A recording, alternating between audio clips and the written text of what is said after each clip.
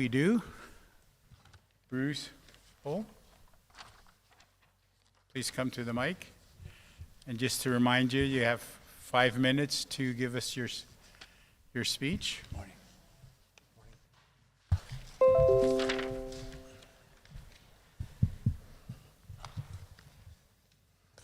Good morning, Mayor Branco and council members.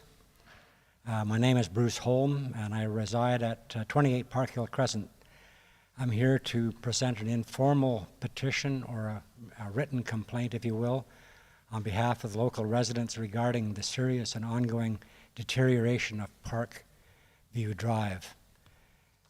Parkview Drive has suffered from more than 40 plus years of inadequate maintenance. The road has widespread potholes, surface failure, and surface serious degradation caused by water penetration, freeze-thaw cycles, improper maintenance over the years. Previous repairs have been patchwork at best, short-term fixes that often worsen the conditions, and results are unsafe, unsightly, and cause vehicle damage, safety hazards, and decreased property values. This isn't just inconvenient, it's a real safety issue. Residents, including seniors, children, and drivers, face daily risks from crumbling pavement, uneven surfaces, and pooling water. What we're asking for, though, is this is an informal but written complaint. We are respectfully requesting that Council A initiate a full engineering assessment for Parkview Drive, including drainage and structural integrity. B, develop and implement a comprehensive reconstruction plan to resolve the root issues. C, to commit to a clear, transparent maintenance and communication schedule moving forward. We are also asking that the residents be kept informed and that a public consultation or town hall be considered before any major work begins. In closing, the Wetaskiwin residents deserve a safe and properly maintained roads in the area. Parkview Drive has been overlooked far too long. We ask that this issue be prioritized and addressed with urgency, transparency, and long-term thinking, starting action immediately in order to take advantage of an early spring start in 2026. Thank you for your time and for hearing the concerns of the community. I welcome any questions and comments from council. And just one other note is just that I had talked to one of the councillors earlier this year, quite early, and him and I spoke back and forth 2 or 3 times, and then I was informed that my complaint really carried no weight because it wasn't a written complaint, so basically it was just put aside. I spoke to several of the neighbors down the street. Not every one of them has signed. That's only because they weren't home, but every single one of them that I approached has signed this paper here indicating their dissatisfaction with the street. And then if there's other questions, I'd appreciate maybe if there's something I can answer or whatever. So thank you very much, Bruce, for your information. We will get administration to contact you regarding the legal proper way of getting your petition going, because I believe that's what you started, a petition to have your subdivision reconstructed. So if you can leave us I believe we have his information, Bruce's information, and somebody in administration will get a hold of you. Okay. That's it? That's it. Thank you very much. For your time. Thank you. Thank you very much for your concerns.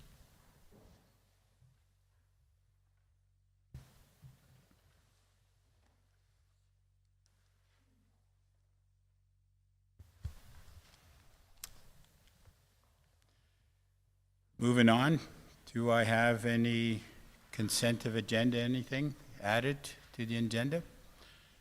Councillor White. Did you sign in? Nope. Okay, go ahead, please.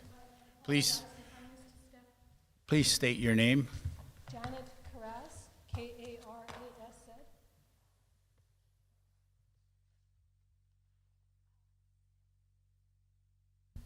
Janet Karaz, K-A-R-A-S-Z. Go ahead. You have 5 minutes. Thank you very much. What I'm going to do is give a brief introduction of who I am, what I am presenting to council, and then my ask, which will be 3 things. I am a 7-year resident of Wetaskiwin, semi-retired, a grandmother. I raised 2 children on my own for 20 years, and looking back, that was the best time of my life. Moved to Wetaskiwin to save money.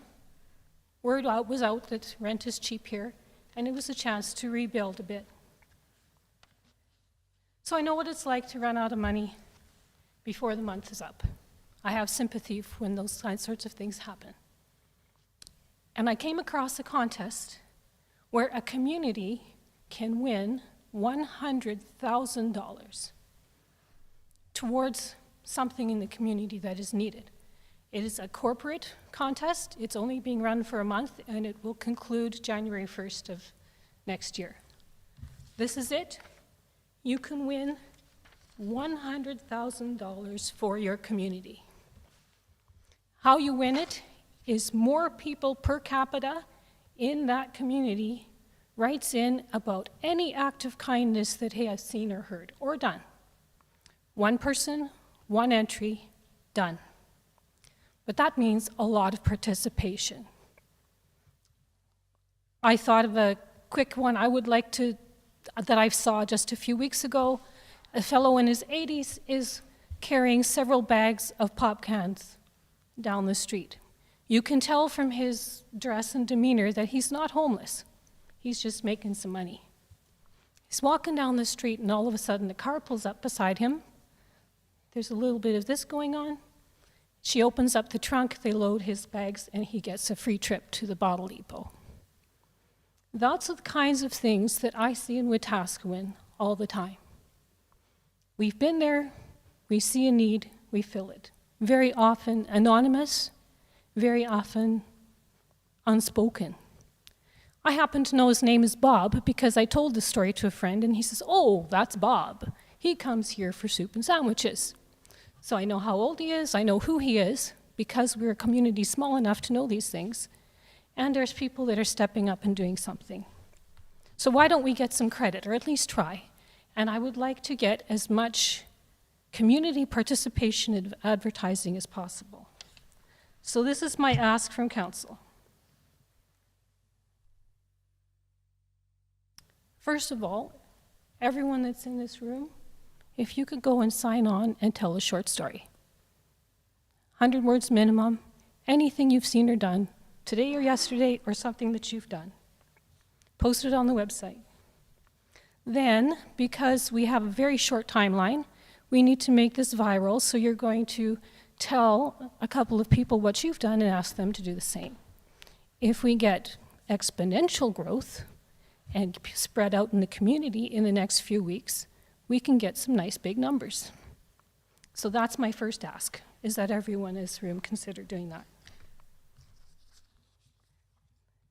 The second one is I'd like the city to offer a platform, like the events calendar, to publicize this contest. I'll offer to do any writing that might be required so that it can be posted fairly quickly without a lot of fuss or bother. And the third ask is, could you refer me to maybe the junior high schools so that I could maybe do a few classroom workshops and get every kid in that room to also post their acts of kindness that they have seen. 3 asks for your consideration. That's it. Thank you very much. It's a very, how would you say, very interesting for our community. And I hope it has very much success. Have you contacted the school regarding if you can go talk to the high school? I have not done that on my own. No, I have not.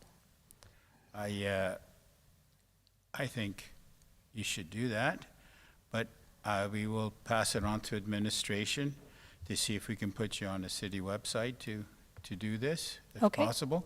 Yes, Sue. Thank you, Mr. Mayor. Just for information, anybody that wants to access the community calendar on our website, you simply go on there and put in a request, and then our team will upload it once it's approved. I'll do that today. Thank you. So thank you very much, and we wish them very much success for our community, and hopefully the community will get involved in that. Thank you very much. Thank you for coming.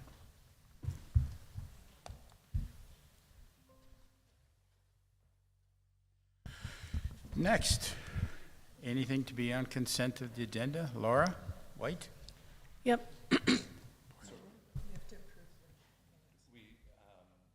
Oh, to add to consent. No, I'm sorry, add to the agenda. Thank you very much. Sorry, Dean. Anything? I'd like to add an item in new business, the Okay. council action task summary. Okay. I'll be asking for an update. Council action. Business. Okay, we'll add that on. I'm just trying to figure out the number. All right. Well, we'll get there. Thank you.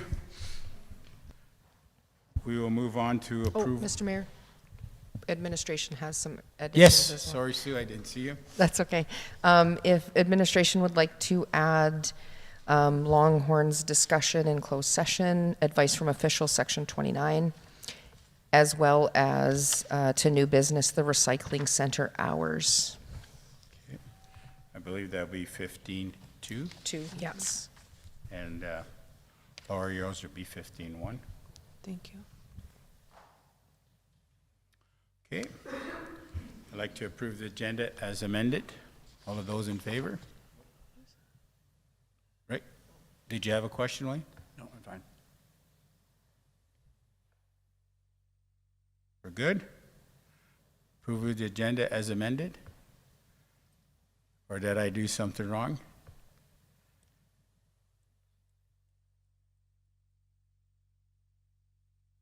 Can you just ask the question clearly? Can I have approval of the agenda as presented? I'm sorry. Okay. It's all in favor. Yes, all those in favor? Thank you. Adoption of the minutes.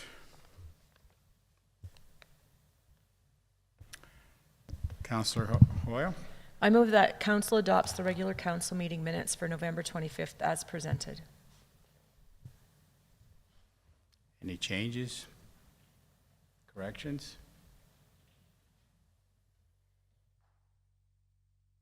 Not so. Can I have a motion for approval? I move the council adopts the regular council meeting minutes of November 25th as presented and amended. I think it's already been done. Thank you. I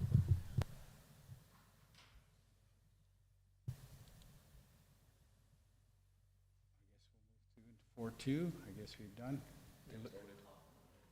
I'm sorry, something's happening with me today. Can I have a vote? In favor?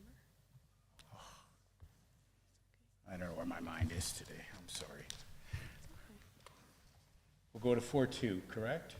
Budget deliberation minutes? We didn't vote, Joe. Oh, I thought we did. Oh, sorry. Can I have a vote on regular council meeting, please? All in favor? All in favor? Thank you.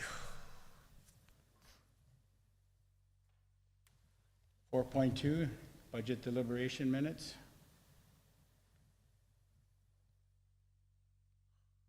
I screwed up today. All those in favor? Well, I move that City Council adopts the Committee of the Whole meeting minutes for November 24th to 28th as presented. Thank you, Councillor Billingsley. All of those in, No. any? I have questions. Yes.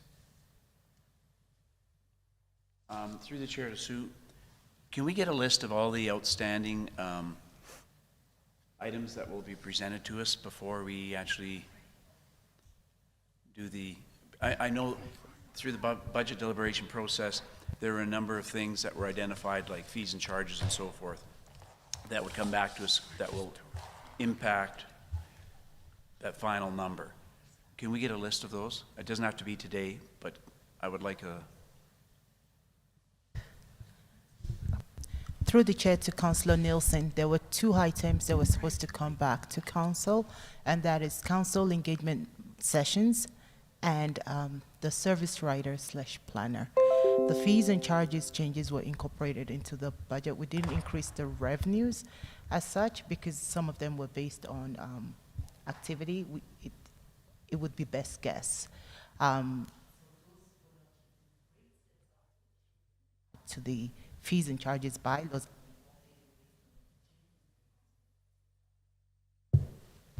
Sorry, we also do have item or two in closed session that we're going to update you on today before,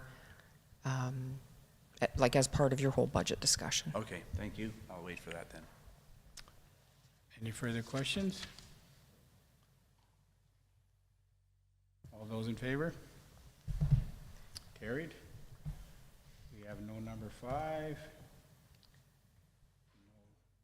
new business arising. So we will move directly into the business committee. Nope. No delegations. Sue? Sorry, Mr. Mayor, you do have one item in consent agenda that requires approval. Sorry. Okay. Where did I write that down? Yes. I move that City Council approves the consent agenda as presented. All those in favor? Carried.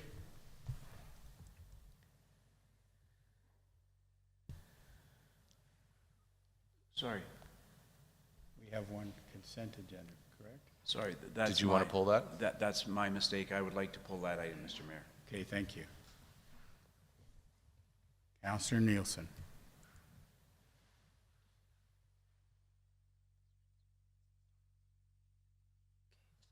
So where does that go?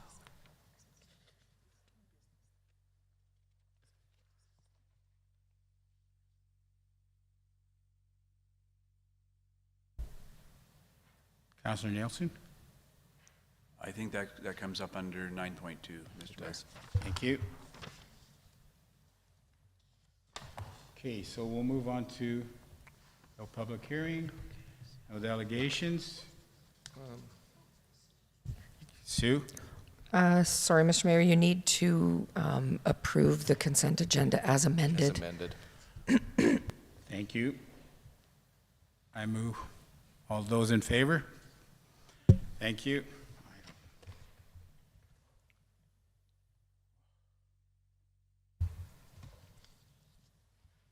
9.1.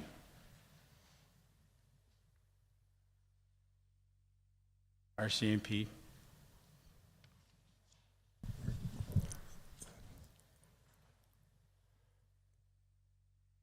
Kevin? Through the chair.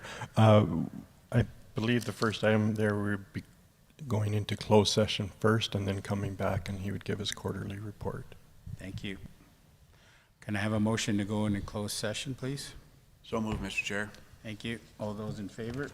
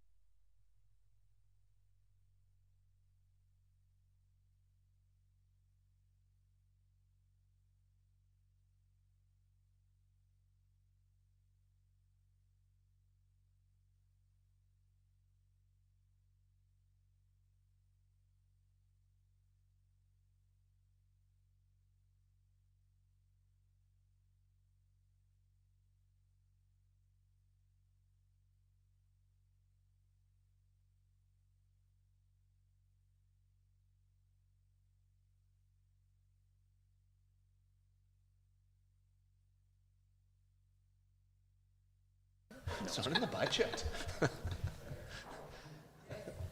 Actually, we are getting new chairs at some point. Thank you all for your patience in waiting for us. Can I have a motion to come out of camera? Councillor Nielsen? Thank you. I move that we come out of closed session. Thank you. All of those in favor? Carried. John, please continue. Okay, good morning once again, everybody. So I've got the our second quarter report to council. Because our quarterly reporting, our numbers don't quite align with what an actual quarter is. Some of these numbers blend in. Whoa. Some of these numbers blend into kind of current time, which is fine. So today I'll go over our 2025-2026 annual performance plan, some current crime trends, and then I'll throw it out for some questions. So our first priority on our plan is community engagement, and this is the initiative that's largely owned by our community safety well-being members or community policing members. Over the last quarter, they've been somewhat busy. This is a quarter where we had Remembrance Day, return to school again, truth and reconciliation activities. I'll get to the Coffee the Cop. The Youth Safety Council, I'll touch on that. We had Legion Week, musical ride out in Camrose. So our community guys were quite busy. I will say this quarter, we went from 3 community policing members to 2 because the one position was lost because of the grant funding, and that member was finally able to transfer. So we had him as a bonus for a while, but we're now down to 2 community policing members, and they're stretched pretty thin. The Youth Safety Council, we haven't done that yet this year. With the strike, we let the schools kind of get their feet under them a little bit. So we're going to revisit that in the new year once there's a little more consistency back at the schools. But there's still an appetite within the school division, within principals, students want to be involved. So we will still be doing that. Coffee with a Cop. This is an interesting one. One of our community policing members, he paired up with McDonald's. And so it's first Thursday of every month. McDonald's has invited us to sit, have coffee, chat with citizens, and it's been very positively received. And you might have seen in the paper, but McDonald's corporate, so the national branch picked up on it and are trying to use this initiative as a flagship for other McDonald's across the country, which is great. It's been very positive. Unfortunately, this past Thursday, we weren't able to make it because the roads were disastrous, and we had everyone, all hands on deck at collisions, so, but McDonald's understood that. The next initiative, or sorry, the next priority is crime reduction. So again, this is largely led by our crew team. So they've been incredibly active, both with the fentanyl portfolio, but as well as stolen property. They're doing some tremendous work, both within the city and in surrounding areas. Just a few examples. In August of 2025, search warrant was executed on a rural range road. Stolen equipment was found. I believe that was a skid steer. Another one, stolen vehicle identified at a local pawn shop. It was followed covertly to avoid any issues. At the end of the day, the driver, who was drunk and high, ended up driving through a farmer's field, so our crew members used some tactical vehicle contact and stopped that guy from getting back on the highway. Again, he was arrested. Again, in 2025, August, crew tracked a prolific offender to a rural property. That offender rammed our police cars, but was subsequently arrested, 9 criminal charges. So these are the sort of files that our crew team is dealing with recently. Quite a few suspects fleeing, and when we talk about budget, we're on the hook for a few vehicle repairs, that's for sure. But we're getting the bad guy off the street. Our crime reduction team, our crime reduction unit is also working with SCAN, Safer Communities and Neighborhoods, through the Alberta Sheriffs, and our CPOs on shutting down some residents, the problematic residents across the city. These are residents that have a long history of harboring criminals, stolen property, drug trafficking, etc. And through complaints filed from the general public, neighbors, to SCAN, 3 properties have either been shut down or are shutting down in the very near future. They've been served their warnings, their eviction notices and that sort of thing. So that's been a positive impact for us. I will say we're starting to see some of the spin-off, some of the repercussions of shutting down homes. Not just shutting down anything, these are problematic residents. One house had about a dozen people in it, so now we've displaced about a dozen people. So you solve one problem and create another, but our crew team is ready for that, and we're trying our best to mitigate the ripple effects of some of these shutdowns. On the community safety portfolio, the next priority is that's largely run by our community policing members. This is, again, trying to reduce the victimization, reduce harm, and deal with crime further upstream. So over the summer, I presented on this, but we had the Pop-Up Navigation Center, which, again, we're still seeing some resounding, kudos for that. Myself, the city, and FCSS presented to over 100 communities across Alberta on the benefits of a navigation center, kind of what we did, how we formed relationships, all the work FCSS did for the program. At the end of the day, the presentation was well received. 4 additional pop-up centers are going to work throughout the province using the Wetaskiwin model.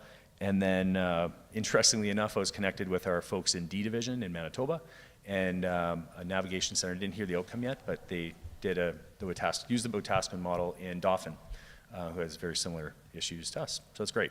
Try to get some nationwide recognition there for our city. Project Lockup, this is a new one. I've never presented on this before, but we did have a member of our Project Lockup team come in from K Division. Project Lockup is an initiative where our analysts at headquarters identify the most prolifically victimized businesses and properties throughout the province.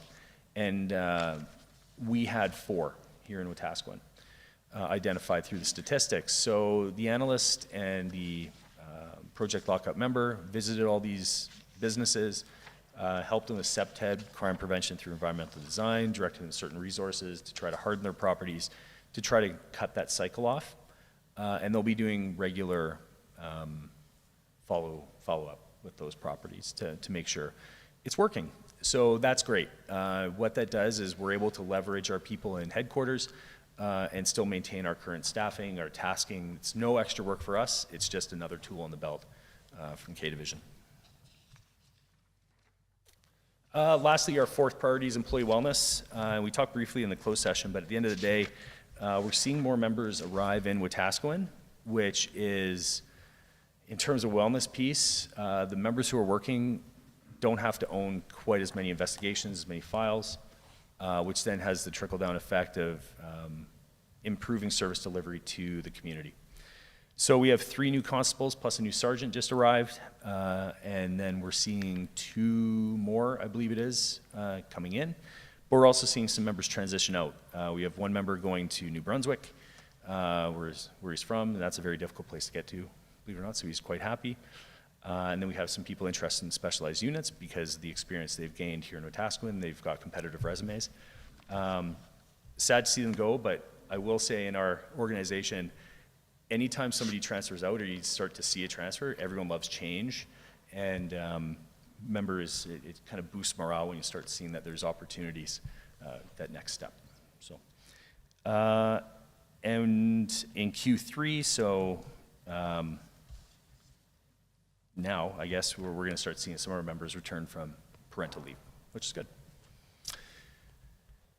Moving into crime trends. So good news or bad news, I suppose, we are statistically similar to last year. We've seen a 1% increase in our total criminal code activity across the city, which is a difference of 30, my math's terrible, 33 files. So we're basically exactly where we were at this point last year. A couple concerning metrics though, a 92% increase in armed robberies across the city over when compared to this time last year. Armed robbery is anything that's defined as a theft using violence.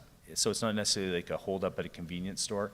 It could be a personal robbery where somebody has bear spray and takes somebody's cell phone while walking the street, that sort of thing. So we've increased by 92%, which equates to 12 occurrences. I've tasked out our crime reduction team to see if there's any sort of a trend or why this might be. So far, it doesn't seem like there's any rhyme or reason to why this metric is going up. So we'll have to do some further digging into that. Theft of motor vehicles, and we'll get to this shortly when I get to some of the graphs, but increase of 9%, that's 5 more stolen vehicles than we did last year. This is a trend all across the province, frankly, and we saw it definitely in the county as well when I presented to the county of Wetaskiwin. So I'll get into that a little later. Some positive notes. Sexual assault investigations were 7 fewer investigations. That's a 21% decrease. Really, it should be 0 across the board, but we're trending in the right direction on the sex assault investigations. And break-and-enters, 50 fewer occurrences than last year. I would consider that a huge win. Break-and-enters are largely due to the social disorder. It's kind of a spin-off of social disorder, breaking into sheds, vacant properties, that sort of thing, but we've seen a reduction. I suspect it's because we're leaning so heavily into the social disorder world to try to reduce that's a spin-off effect. But 25% decrease in break-and-enters is a huge win for this community. Speaking of social disorder, I spoke about this a little bit when we talked about budget a few weeks back. These are the numbers I put together as best I could do. Just yesterday, I received a report from our analysts, and unfortunately, it wasn't prepared in time for this presentation. But I've got some more detailed numbers on the social disorder piece. But for right now, the bare bones, we've seen 48% of our work is dedicated to social disorder. That's any sort of mischief, causing a disturbance, liquor act, breach of peace, etc. So my numbers were, it broke down to 1,694 calls to service related to social disorder. Our analysts, who are much better at gathering statistics than me, pardon me, actually found additional files that would count as social disorder because they know where to look with scoring. It's for the entire year since January 1st until Friday, 2,498 files related to social disorder. The most pronounced or prominent offense related to social disorder is disturbing the peace or causing a disturbance. That's simply somebody wandering around yelling, just bugging people in drive-throughs, that sort of thing. That's the driver. The next is breach of peace, which is kind of the same, just it's more of a catch-all, frankly. The analyst was able to find where the numbers change is more in the mischief. There's several different categories of mischief in scoring with StatsCan and whatnot. That's where the increased number is. But the point still stands, about 48% of our total workload, 48 to 50% has to do with social disorder. I'd like to have heat maps. I just didn't have them ready for this particular presentation. But the analyst did point out, as we all know, the social disorder occurrences are hotly consolidated on the south side, down in the area of the Walmart, Hope Mission. That is by and large, the vast majority of our calls are down there. The month that had the most social disorder calls for service was November. And I've spoken with my friends over in the CPOs. That aligns very firmly with our encampment takedown practices, where we've now found the encampments aren't going back up, the tent cities, et cetera. But everyone that was residing in the tents is now all over the place. So we're starting to get more calls for service on sleeping in bank vestibules, hanging out in businesses, hanging out outside of businesses, that sort of thing. So we're just seeing more, and that's, again, some spin-off of some of the practices that we've tried to use in dealing with social disorder. I'm hoping, pardon me, next presentation, I'll have the heat maps. And you'll see, it's not all doom and gloom. The rest of the city, outside of that really hot spot down in the south, minimal, very much minimal for social disorder. So it's, over the last 3 to 5 years, it's really shrunk down into one area, which makes, I guess not easy, but it's easy for us to know where we have to send our members for hotspot patrols, et cetera. Just getting into, oh, sorry, one more metric on social disorder. I didn't throw it up there. Just point of note, correlation isn't necessarily causation, but in 2024, our detachment housed 1,394 prisoners by this point. This year, we've housed 1,510. So we're increasing our prisoner count, which means we're being relied upon more to go pick people up. In the past, when the rescue van was operating, they would head a lot of those calls off at the pass. I'm hoping, we met with Hope Mission yesterday, took a tour of the new facility. Our CPO friends are there. We had our community policing members. The plan, and I can't speak entirely for them, but the hope is that once the new building is operational, that the rescue van will also be operational, which should hopefully take some of that burden off of our members, and they can head off those calls at the pass. That'll be for them to speak to, though. Just getting into some of these metrics here. As we discussed, there's been an increase in break-and enters. Definitely, there's been a recent increase, but overall, we're down below where we were last year. This largely it's because crew's putting prolific offenders away, but you can definitely tell when some of our more prolific people are out of jail, they're committing break-and enters, so you see a few spikes throughout the year. The next one, theft of motor vehicles. Like I said, this is an issue across the province. A 9% increase year over year. 92 vehicles have been stolen 92 stolen vehicles have been recovered in our detachment area. That includes the county, which is tremendous. Quite a few from Edmonton are coming down our way. But our crew team is incredibly good at picking them up. So our crew team is background. They have open relationship and open dialogue with the Edmonton Police TRAP team. That's their stolen vehicle team. They go try to find stolen vehicles and safely arrest the individuals. So there's an ongoing chat between our unit and their unit. So if somebody's coming south on Highway 2, the Edmonton Police knows that Wetaskiwin is there ready to help. So it's not that these are being dumped here, but our crew team is able to stop a lot of these stolen vehicles from traveling any further. So we get the bad guy there. Breaking down these stats a little bit more, 55 of these vehicles were found within the city and 37 were found in the county.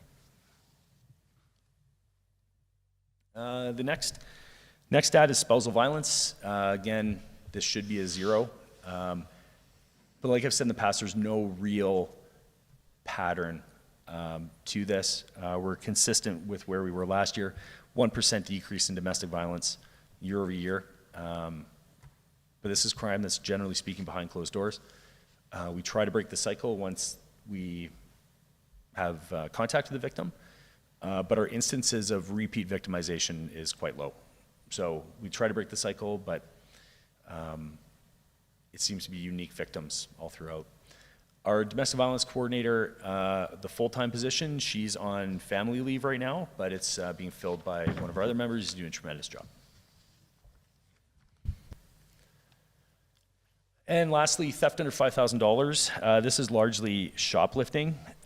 This is an issue, and I will say in speaking with some of the local businesses, our crew team works with the businesses, this offense is grossly underreported because the businesses are okay either taking the loss or they just know they don't want to tie up our resources. But again, our crew team has a relationship and some ongoing chats with various businesses where they share information, although it might not necessarily be reported. They're sharing information on who's stealing what and where the property is going, and we'll either recover the property or deal with that individual a different way. Myself and the CPOs were working with one local business on an enhanced policing initiative where hopefully some added funds will allow for some overtime projects to tackle the issue of retail theft. So we'll see. I feel like that was a lot of information, but I'm open to any questions. Any question to Constable? I have one, John. It seems like I believe you guys are doing a great job, but it always seems like there's always new faces in Wetaskiwin. So I think the community, what attracts people to Wetaskiwin? We would like to do something that we don't want to attract them. Are we not harsh enough? Are we too easy? Through the chair, I wouldn't say Wetaskiwin for enforcement services and I wouldn't say we're easy on them. We're laying charges where we can. We're trusting the courts will do their piece and let justice kind of prevail. In terms of the new faces coming in, however, this is one of the downsides of enforcing stuff like fentanyl trafficking. So our crew team has done tremendous work getting rid of probably 15 or more high-end drug dealers. But like any business, when you get rid of one dealer, it creates a void, and somebody's bound to fill that void. And that's what we're seeing. And with new drug dealers or new property offenders come their friends and associates, so that's where we're seeing the new faces come in. Or faces that have always been here that have now grown into a life of crime. They might not have been on our radar 3-4 years ago, but now they've grown up, so to speak, and they're into committing offenses. And also my last question is, we always drive down through Castle Restaurant and Southside Timmy's, and we see a lot of the vagrancy there. Is that up to the property owners to phone you guys to say, let's get these people out of here? Because they're always there, no matter. Through the chair, yes. It's kind of a shared onus, really. It's up to the property owners to let us know that they're having problems within the shadows of their business or on their property. But it's also up to us as the RCMP to do our proactive patrols and find that vagrancy, the social disorder, in the shadows, so to speak, down the back alleys. And it's up to every other citizen in the city. If you see something, report it, right? And then I will say too, in that particular area, that's where our people from Project Lockup have come in to try to give some businesses tips on making it harder for people to use their properties for crime. Thank you. Councilor Billingsley. Thank you. I move that City Council receives the Q2 2025-26 quarterly update as information, and I do have a question. Yes, please do. You had talked about, through the chair, you had talked about theft of motor vehicles being an issue. Are we still doing it? Is RCMP still doing that bait car? Through the chair, yes, we are. I can't say if it's deployed right now or not. Don't want to tip off anybody, and I also don't know. But we are still doing the bait cars and bait assets. So you could also see stuff like bait generators, copper wire spools. If it can move, it could have GPS on it. So that's the message I'll put out to our criminal element, who I'm sure are watching live today. So they, we have bait assets. I can't remember if I shared this with council. We did have success on the last bait vehicle that we deployed within Wetaskiwin here is about a month ago. So probably not, this is new. So we had a bait vehicle deployed. It was stolen within a day, and it was followed into the city of Edmonton, and it was a 15-year-old stole it, but he was definitely down that path, life of crime, and he was so prolific that he ended up in remand. So, I'm going to follow up on that. I'm happy to hear about the copper. It is certainly a problem within not just our community, but it affects ours for sure. I mean, we look downstairs at our charging units for electric vehicles. They've been cut. Vandalism is rampant when copper is available to be stolen. So I'm glad to hear that. So thank you. Thank you. Councilor Nielsen. Thank you. Through the chair to Inspector. Can you give me a bit of an insight when we talk about, first off, can we call up the social disorder file, please?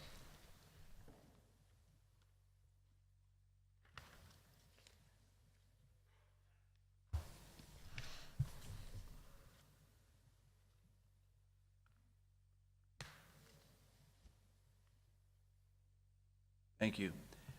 You've indicated the rise in some of these numbers, John, and you've indicated percentage of the total calls. But responding to calls is just part of it. Can you give me some kind of sense, I guess, of an officer going out and dealing with any one of these particular social disorders?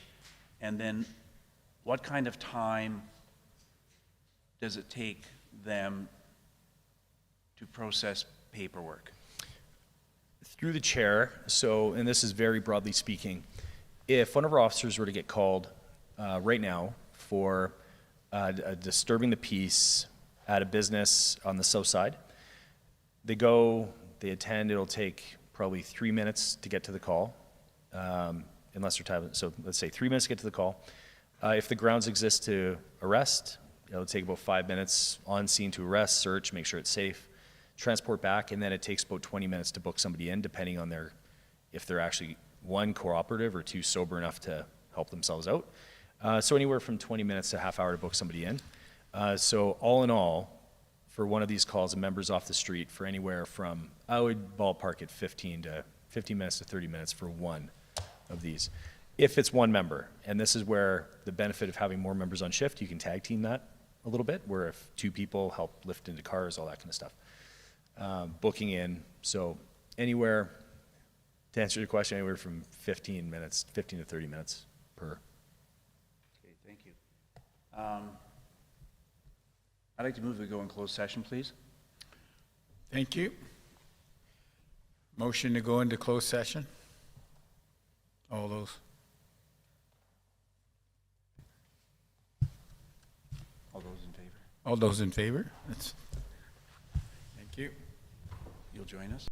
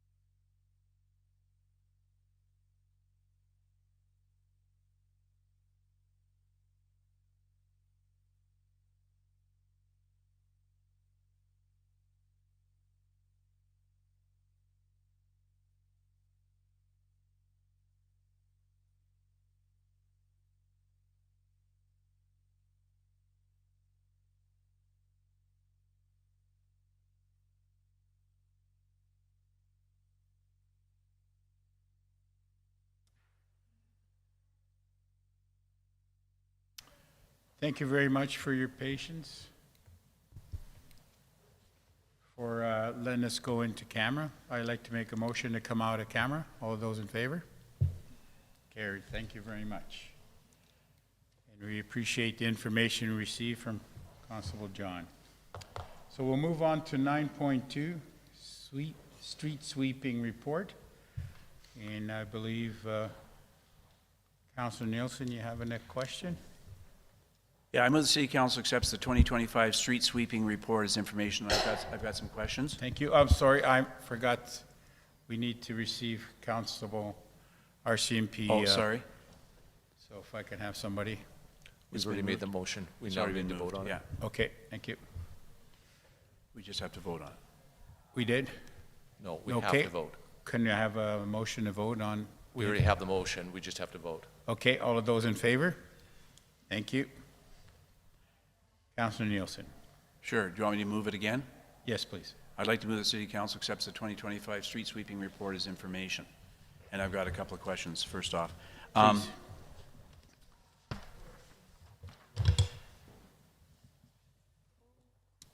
We've through budget deliberations, street sweeping was one of the topics that came up as we talked about budget deliberation.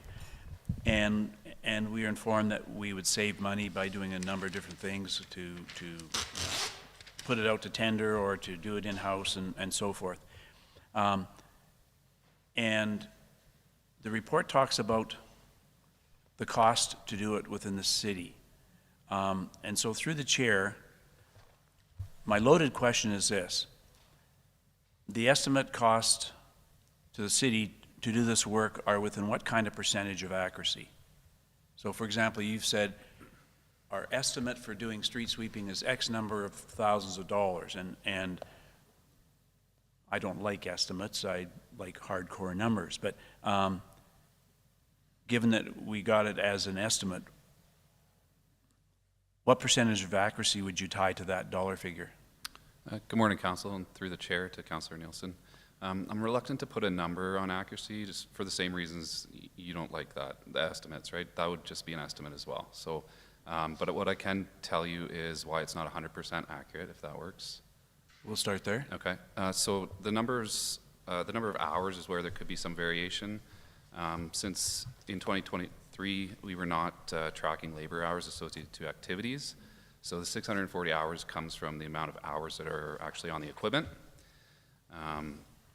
rather than the amount of labor time that's actually associated with the street sweeping activity.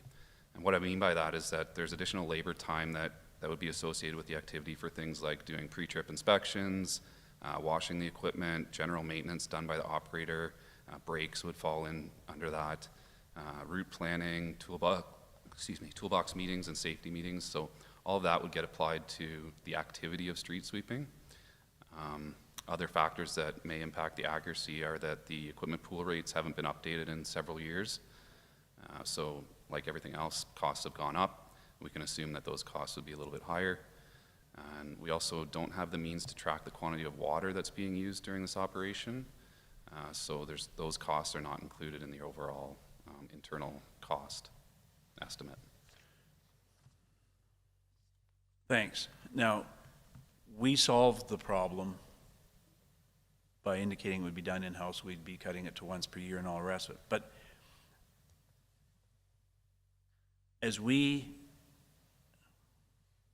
as council are charged with the responsibility for making good financial decisions on behalf of the citizens, at what point do we get, do we move away from estimates to actual numbers? Through the chair to Councillor Nielsen. So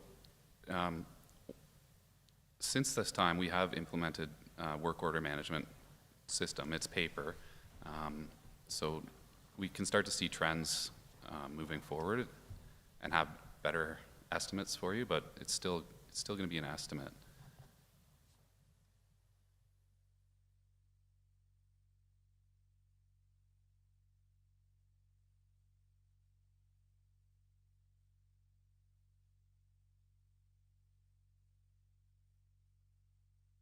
So the work order process will do what for you? It captures the amount of labor time for each activity and the equipment usage. So we'll capture labor and equipment. But it won't capture any other costs like fuel, man-hours washing, any of those other things. It will you cited. capture some of that. So the fuel is captured under the equipment charge-out rate. Oh, it is, Which okay. hasn't been updated since 2018. The water still would be an issue. We don't track that. That's fine, thank you. Sean, a question, cost of operation now, does that include the deposit of the leaf cleaning that we leave piled up then hauled to the landfill?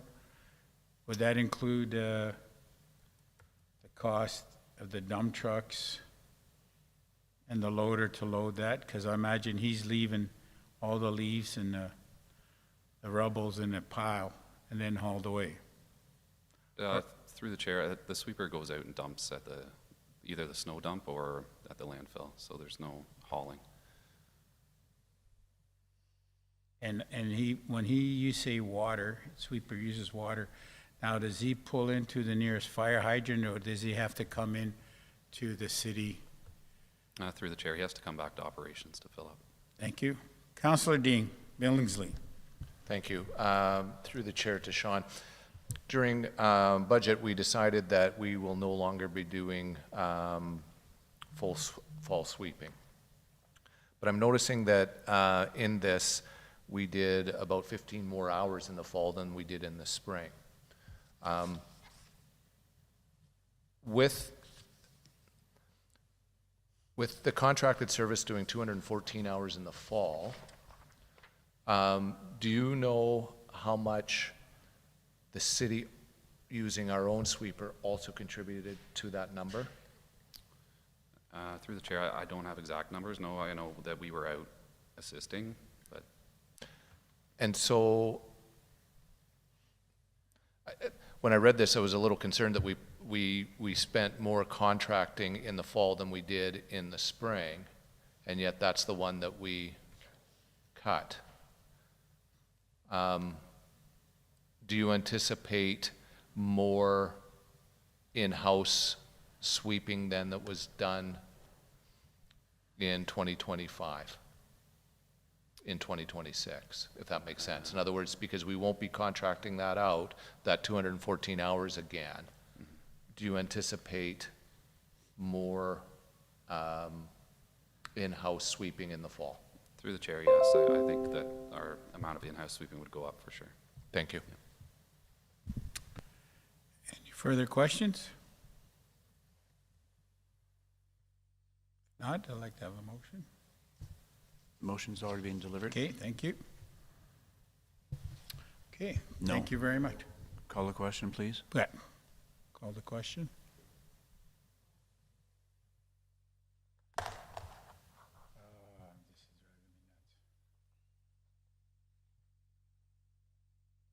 Oh,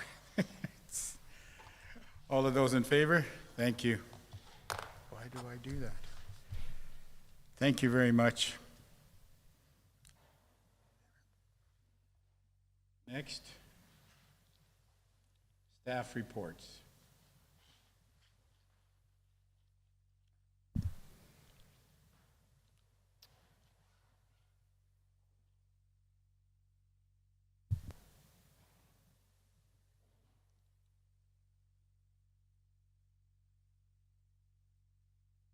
Sorry, Dina, my mind's blocked today. I don't know what's happening today. Can somebody help me out here? Yes, that's okay. I did say boards. Okay, thank you. Good morning, Mayor and Council. We have before Council this morning member at large appointments. These are for several boards. So this is for the Assessment Review Boards, the Subdivision Development and Appeal Board, the Library Board, and the Police Committee. council will need to be signed in to see the proposed members at large. Those individuals don't become public until after council makes the appointment, and we are happy to take any questions.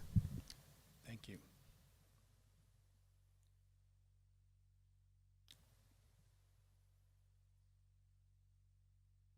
Councilor Billingsley. Could we have a 5-minute recess? I don't have that information on my, of the Okay, appointments. we will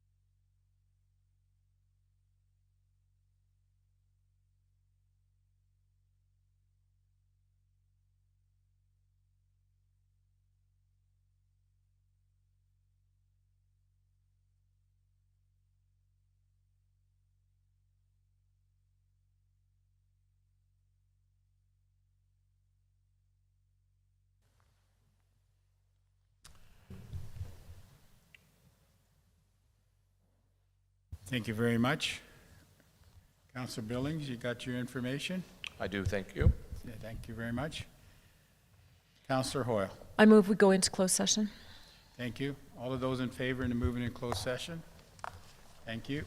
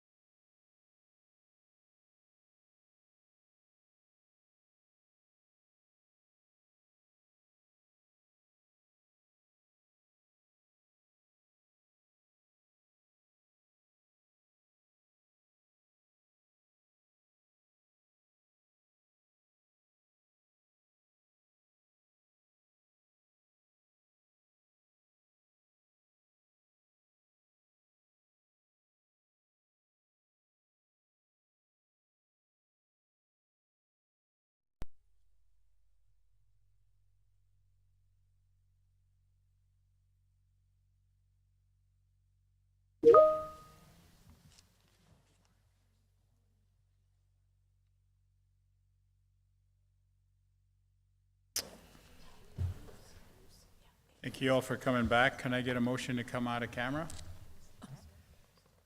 All those in favor? Thank you.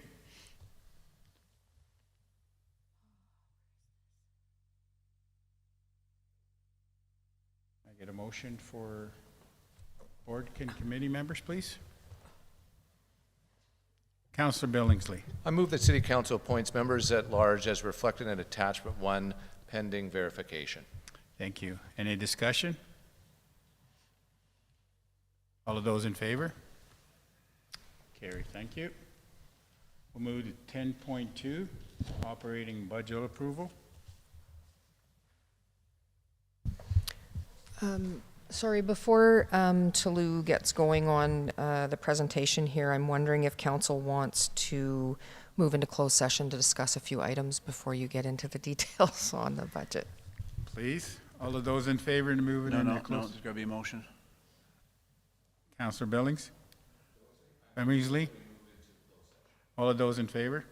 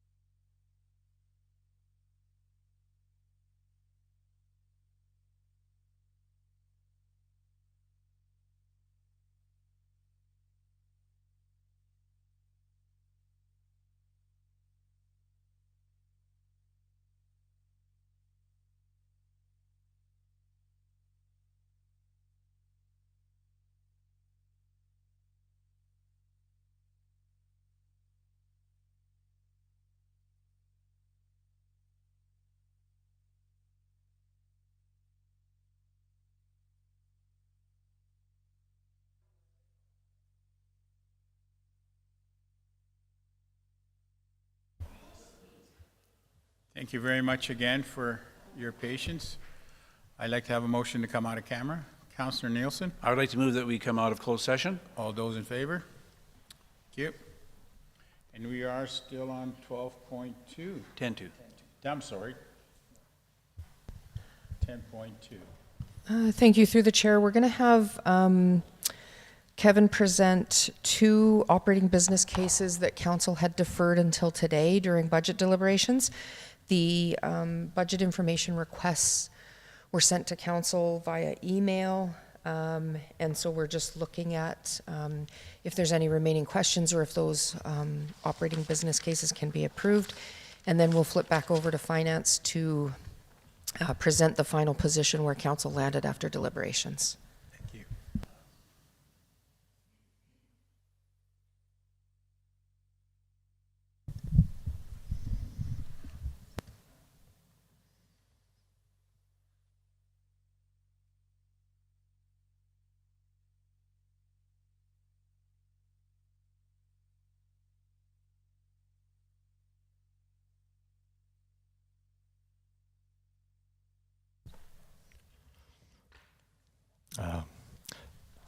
Through the chair to council, sorry for the delay, it's just taken me time to bring it up.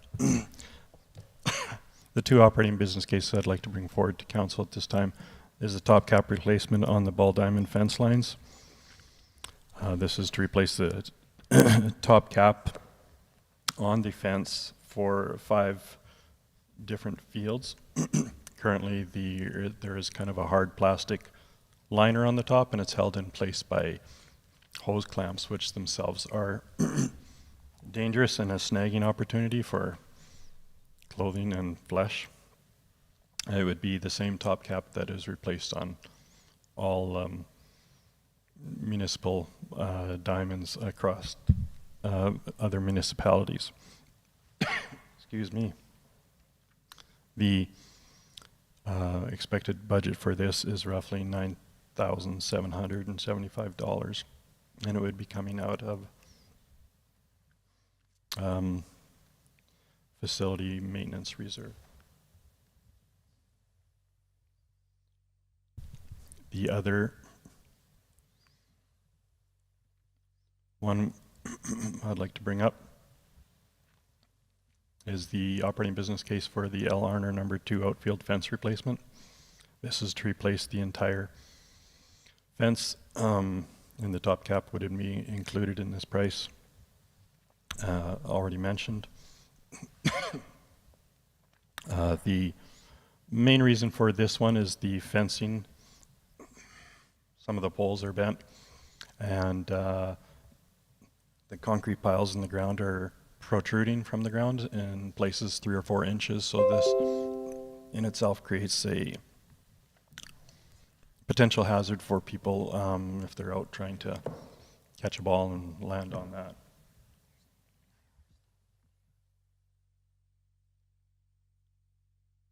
So to complete this one, the total cost is estimated to be no more than $27,000. There were some budget information requests that came in regarding these 2 operating business cases. And one of the questions was what would be the cost if we went to a higher fence, 6 or 7 feet high, to stop people from jumping over the fence? Would we require the top cap replacement? While this is possible, the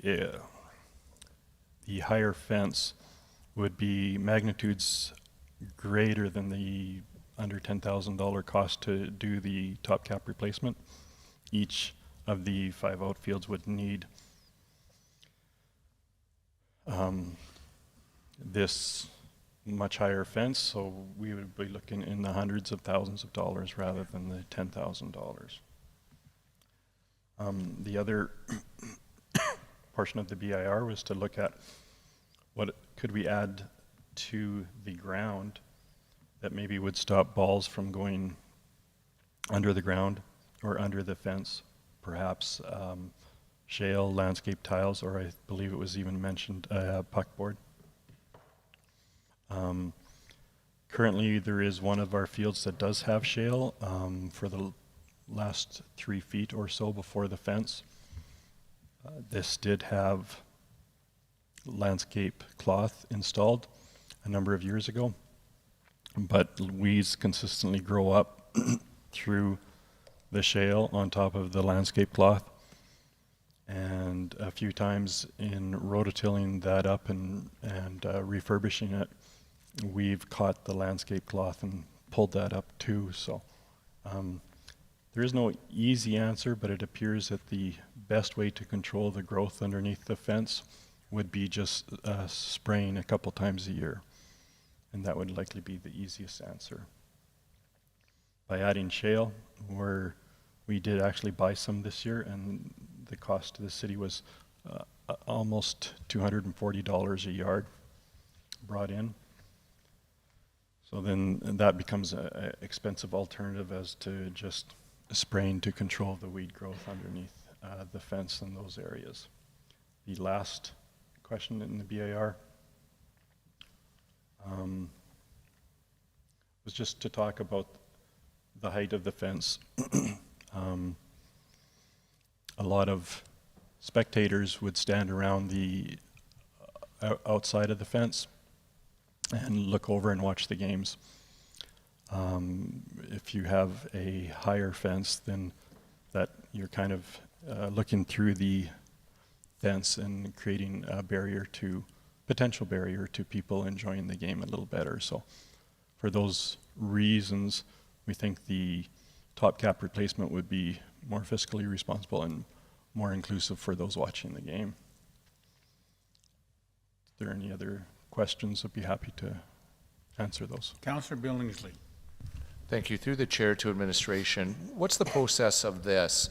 When they were presented at budget, they were basically, non-motions were made to add them to the budget. But since we're out of budget, would a motion have to be made to add these to the 2026 budget? Or do we just straw poll it like we did during the budget sessions? Through the chair to Councillor Billingsley, I believe you would just straw poll it because you don't approve the budget until this presentation is over. So you still have an opportunity, and we were directed to bring these back for today for consideration. So if they are considered today as part of it, look at a straw poll, and then it'll be included in the budget presentation as amended. Okay, thank you. Thank you.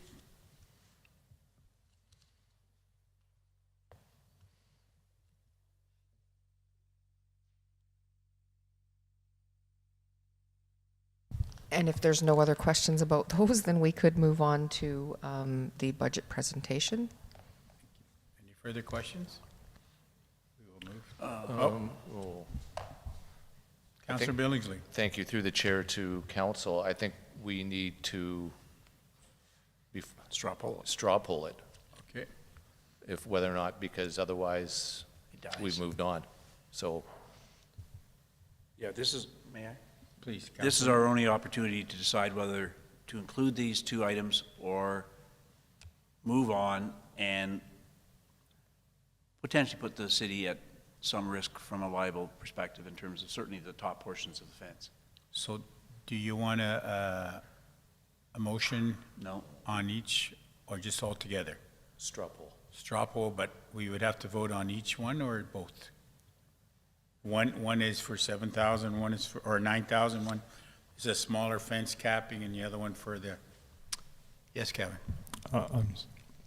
Through the chair to council, sorry, I failed to mention that also the second one would be through a reserve. So while these two items will affect budget, they do not affect the potential tax increase. Councillor Billingsley. I'm okay with adding them together, and let's just move on because I am support of both of them. Yes. Would you like to vote on the straw? Sure. Okay, all of those in favor of 1 and 2 for adding 9,975 for the capping on the fencing in the L. Arner fence, or the shale around the bottom, I believe? Correct? No shale, just shale. Through the chair No, to council. sorry, weedy. It was just the fencing. Fencing, okay. The other Thank shale you. was just answering BAR. So Okay. it's the fencing for the L Arner and the top cap for 5 other diamonds. Thank you. All of those for the vote, all those in favor? Carried. Thank you. Now we'll go to the budget. Good morning, Council. This morning I'll present the 2026 operating budget. Council deliberated on the 2026 operating budget from November 24th to 28th of 2025.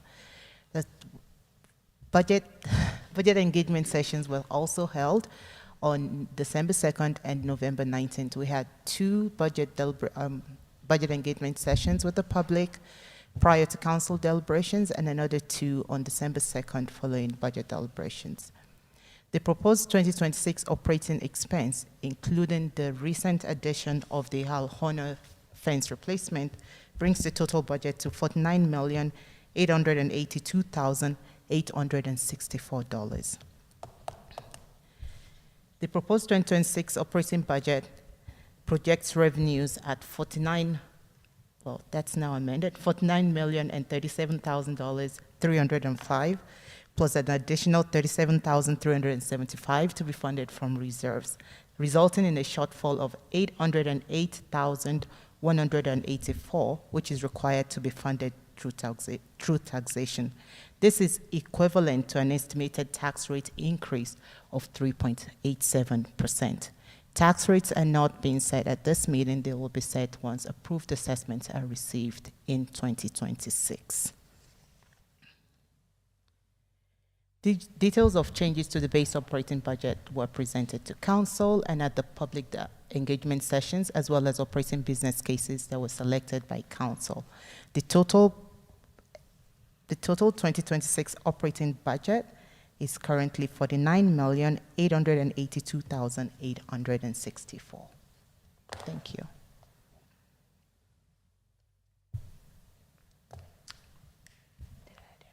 Thank you. Can I have a motion, please? Councilor Billingsley. Thank you. I move the City Council approve the 2026 operating budget of $49 million. I want to make sure I get this amount correct. $49,845,000? No, I didn't think so. That's what I have in front of me. So Through the chair to Councillor Billingsley, it was $49,845,489 plus $37,375 for the Al Horner fields, bringing the total to $49,882,864. thank you. So I move that City Council approve the 2026 operating budget of $49,882,864. Thank you. Debate? Thank you. Councilor Billingsley. I won't say debate. I'm sorry. Discussion. Discussion. Thank you. First of all, thank you to all who are involved in this process. But I think it's very important to know at this point we're at 3.87 as far as the tax increase. There are many factors that possibly could change that rate, including what the assessment is. Not all income that we had brought forward for change is being reflected in this amount. So in theory, it could go down. But we also, a concern that I have is kicking a can down the road. We did deplete some reserves pending reserve policy changes that should happen in the spring.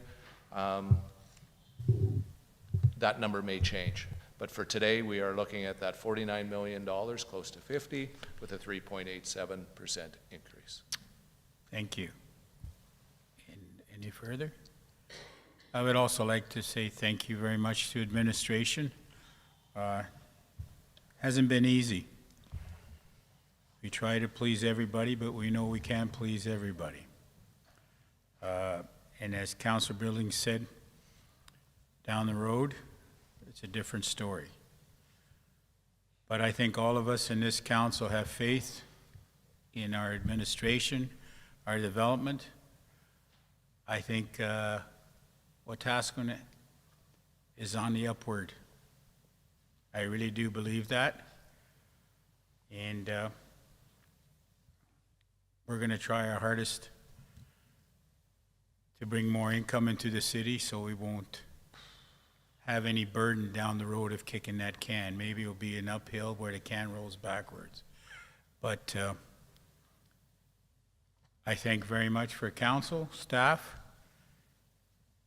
especially our new councilors. It's still not an easy decision, and for a new mayor who keeps up here, keeps making mistakes, but I will learn.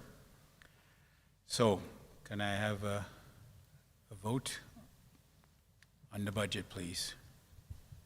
Or, what's the word, Dean? All in favor of the budget? Carried. Thank you very much. Thank you. One relief off our back so far. Thank you. We will move on to 12.2, revisions of bylaw, or 12.1, see, keep looking at that one. Sorry, 2026 fees and changes. Thank you. Hello again, Council. Administration presented the 2026 proposed fees and charges, my apologies, the 2026 fees and charges bylaw during the 2026 budget deliberations held from November 24th to November 28th. Following the deliberation, Council requested some changes, which included a 2% increase to planning and development fees, rounded up to the nearest $10, except as dictated by contract, 12% increase to storm fees, a $1,000 fee for third and subsequent fire inspections, a $1,000 fee for third and subsequent fire systems not maintained, a 10% increase to fire department response to structural fire, motor vehicle collision, and dangerous goods, as well as a $25 increase to RCMP criminal record checks. A full list of changes is included in Council's package, and the 2026 fees and charges bylaw 2100-25, is also attached. If this is passed today, it would be implemented effective January 1, 2026. Thank you. Councillor Nielsen. I move the council gives first reading to bylaw 2100-25. Debate. Councillor Elder. Just have a question. It looks like a $10,000 fee for fire, not $1,000. Can we change that? Through the chair to Councillor Helder, it is $1,000. We do apologize for the typos. We were just discussing that. Problem. Some of these changes were made, but it looks like our software had a mind of its own. Okay.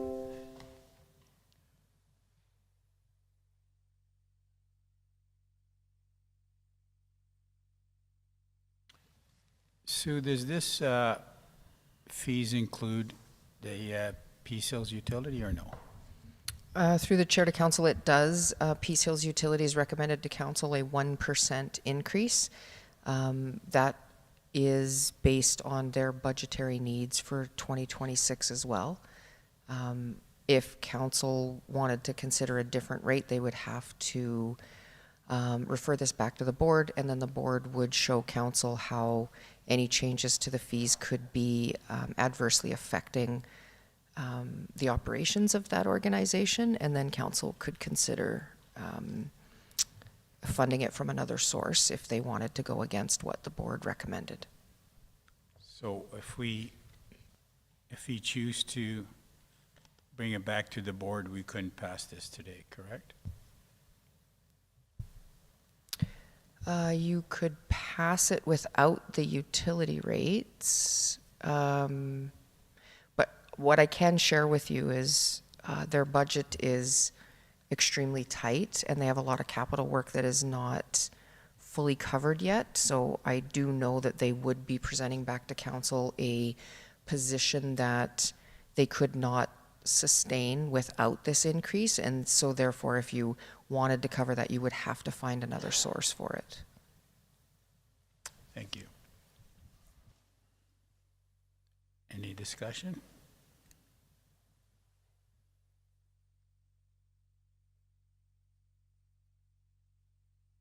Call for the vote. All of those in, sorry, right, Dean? No. Call for the vote. All of those in favor? Opposed? Thank you. I move that council gives second reading to bylaw 2100-25. Any discussion? See none? All in favor? I move that council gives consent to go to third reading of bylaw 2100-25. Any discussion? I see none. All in favor? And lastly, I move that council gives third and final reading to bylaw 2100-25. Any discussion? I see none. All in favor? Thank you, carried.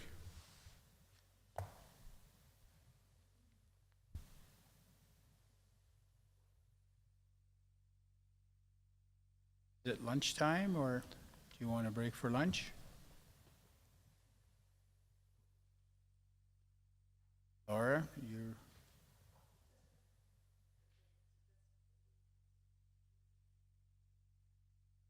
Well, we don't have too many, so we'll go to 12.2, provision of bylaw 209825 to amend land use for kennels, small kennels.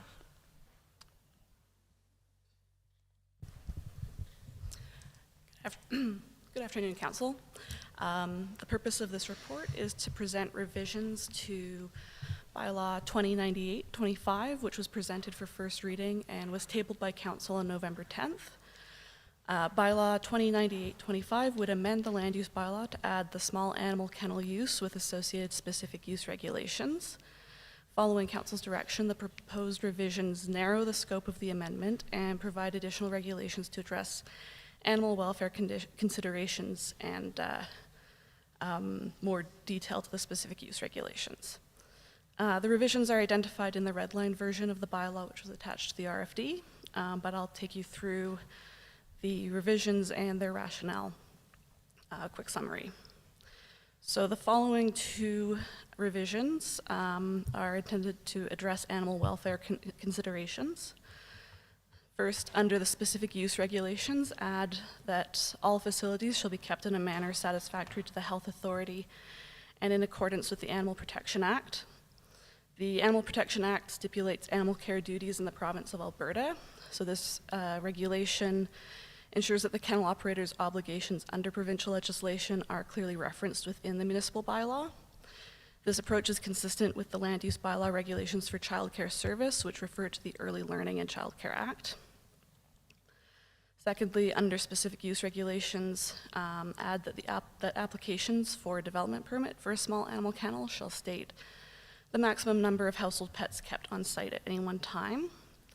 Alberta does not regulate the maximum number of animals or the minimum space to animal ratio in kennels.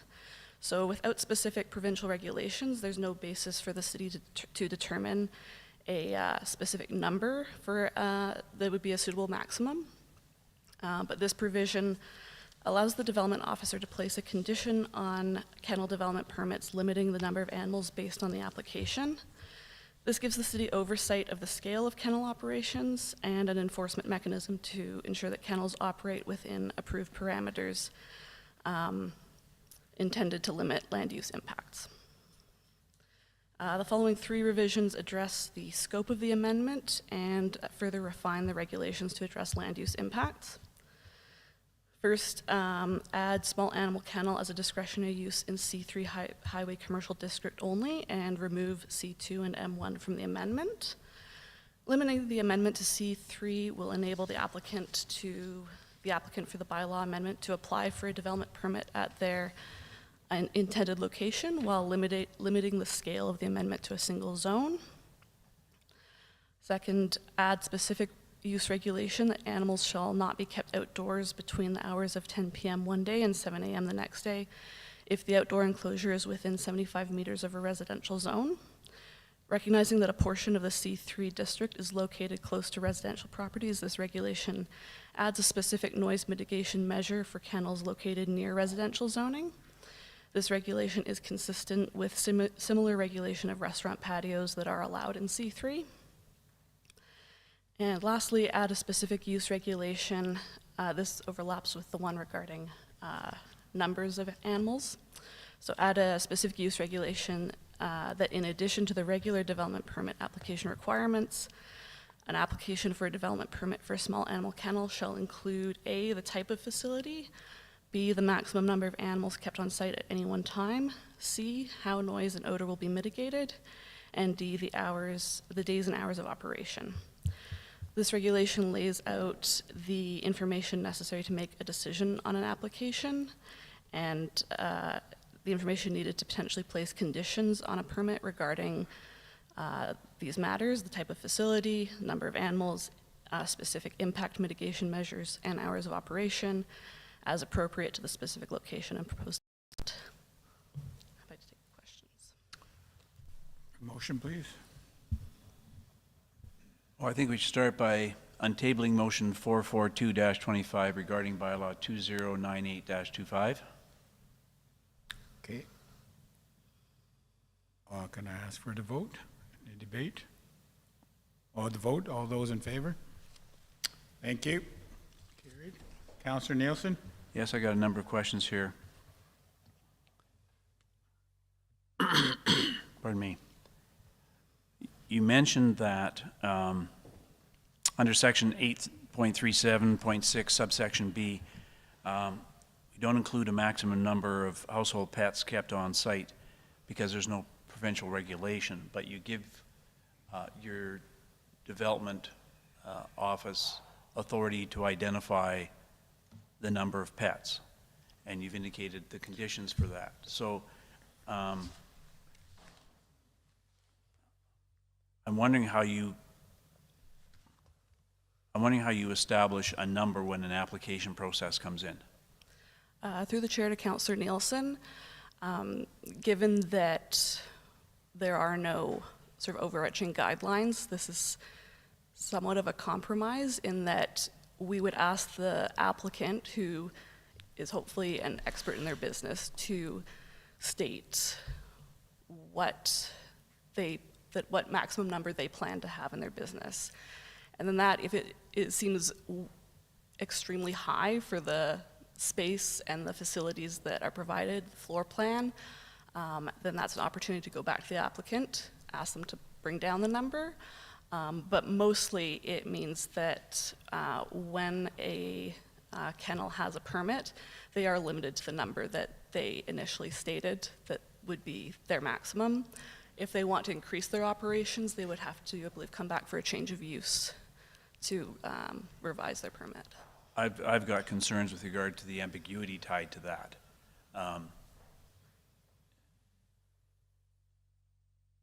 My permit's going to say 1,000 animals, and I've got like 100 square feet. So you're going to say no to that.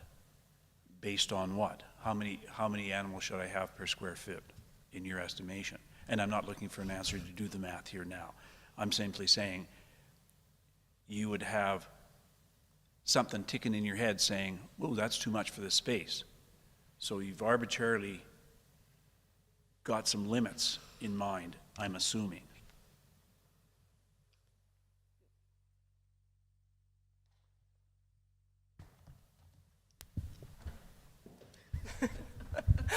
Through the chair to Councillor Nielsen, what this proposed provision, oh, thank you.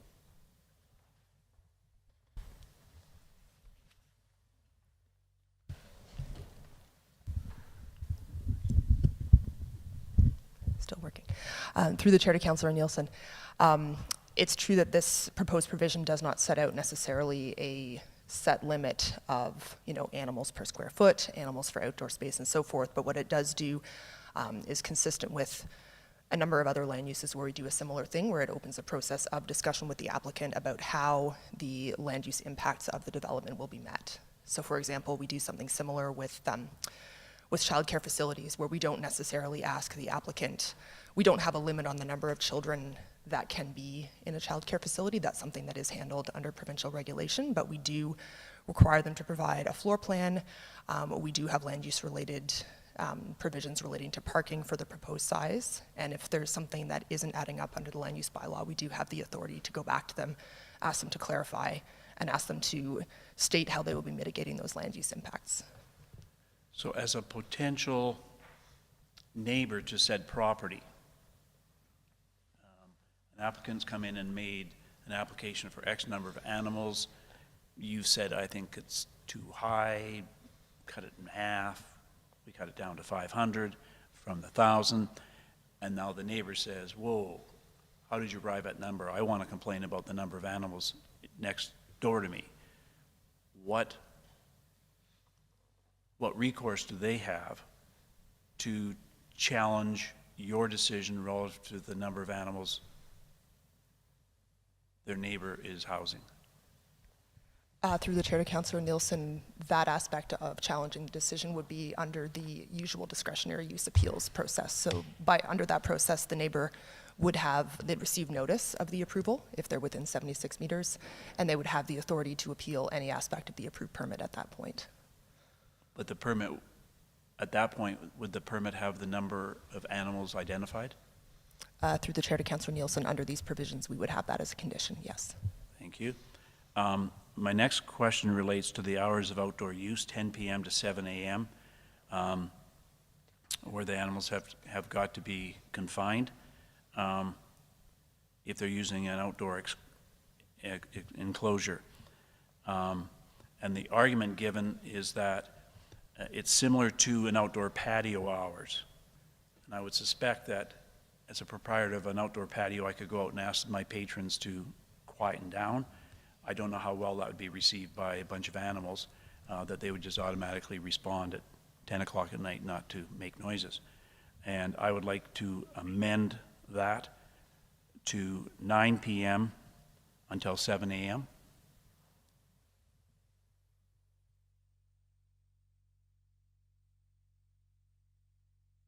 And I'll come back to that, Mr. Mayor. And I guess my last question is in relation to what bylaws or penalties are currently in place regarding noise and odor. So if I'm a neighbor to a property that has an animal shelter or kennel, and you've allowed way too many animals on that property, and now we have a noise and odor issue, where is that covered in bylaws and penalties, charges and fees? Through the chair to Councillor Nielsen, there's a couple of different avenues depending on the circumstance.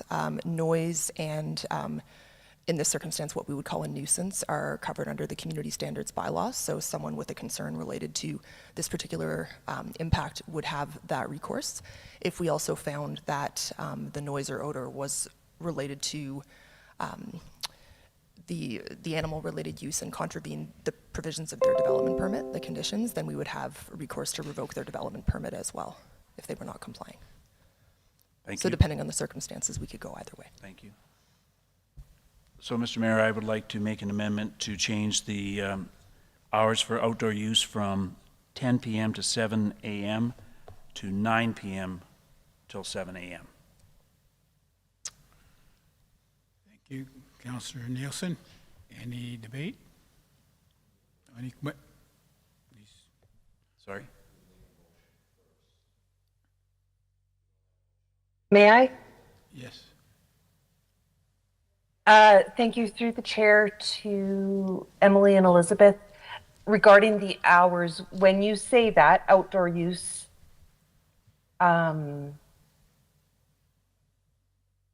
maybe my math is wrong, but when you say that outdoor use, that means free run of the animals outside, correct? Because my question with that is anything that's longer than 8 hours doesn't look at animal welfare. For them to be able to go outside to go to the bathroom.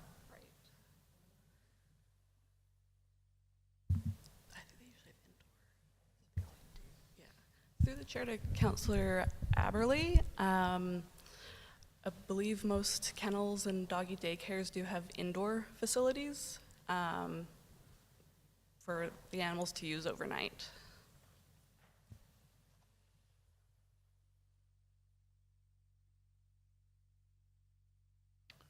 Okay, thank you. Go ahead, Sue. I was just going to stop it if the questioning continued because there's an amendment on the floor, so Yes. you can't speak to So, but anything you- else. I will do so. Yeah. I'd like to move to direct administration to amend this bylaw, Regulation 8.37.4, to amend the time for outdoor enclosure usage from 9 p.m. until 7 a.m. To the amendment. Anybody? Councillor Billingsley. Thank you. So should we not make a motion to the document as presented with the changes first and then amend what you wanted with the hours I see what you're first, right? So I think that that's important because we first have to speak to the document as amended, brought to us from administration. See, I would think it's the other way around. They're proposing amendments. I'm proposing an amendment on top of that. And so then we would then address all the amendments following. But we don't have a motion on the floor to amend yet. Jacqueline. Through the chair to council, procedurally, either way is fine. So had council made the recommended motion to amend the bylaw, Councillor Nielsen's motion couldn't come forward. There could only essentially be one amending motion on the floor. So council could address Councillor Nielsen's motion, amending motion first, and then move forward to administration's presented amendments. Either way is procedurally fine. Thank you. Councillor Nielsen, Yes, you'd like to make a motion? I have done so. I Thank was you. challenged and was thrown out by courts higher. Okay. All of those in favor? Carried. I just want it on record, I'm opposed, please. I would like to move the council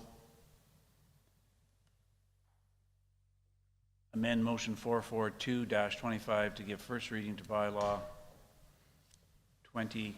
2098-25 with all the revisions presented at the December 9 regular council meeting. Thank you. Any discussion? Councillor Hoyle. Further to the same amendment about the outdoor enclosure, am I understanding that if they are outside the 75 meters of a property with residential zoning, that time frame will no longer be in effect? And the reasoning was for the 75 meters that that's what we use for a patio. And so my concern would be a barking dog at midnight will carry a lot farther than 75 meters. So that's my question about the distance then, because what we're saying is we have a time, but if they're outside the 75 meters, then those dogs can be out all night. Am I correct in understanding that? Through the chair to Councillor Hoyle, that's correct. This provision just applies within that 75-meter range. Okay.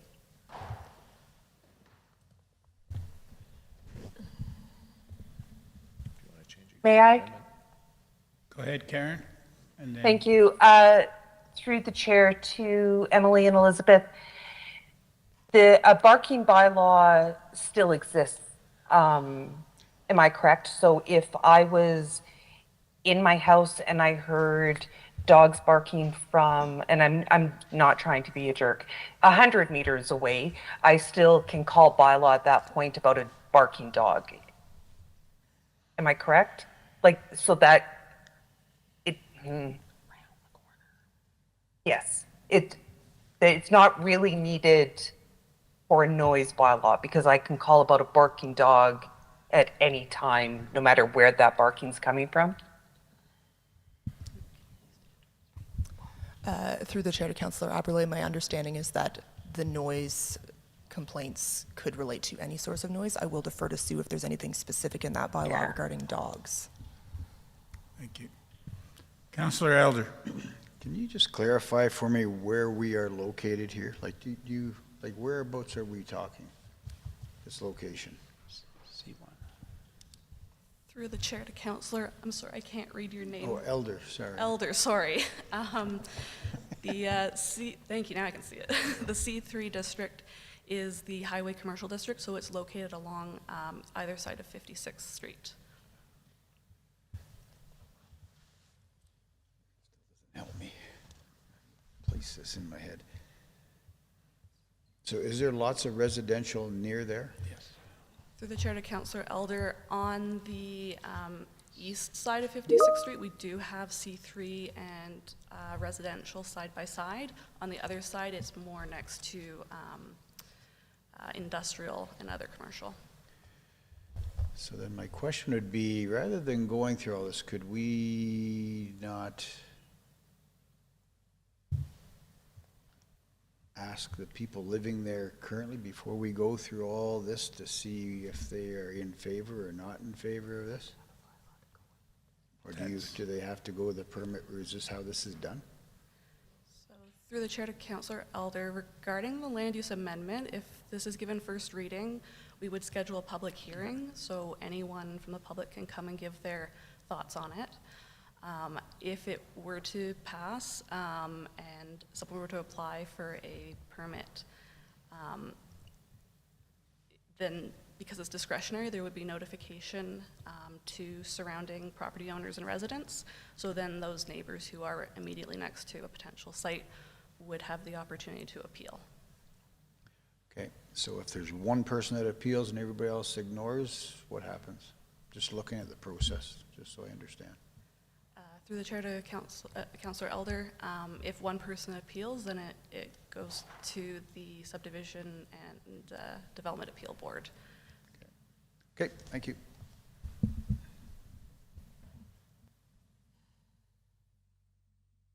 Sorry, may I? Karen?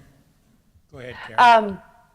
Through the chair to Councillor Elder, did you mean if somebody appeals during the public hearing, or did you mean if they appeal after permission was given?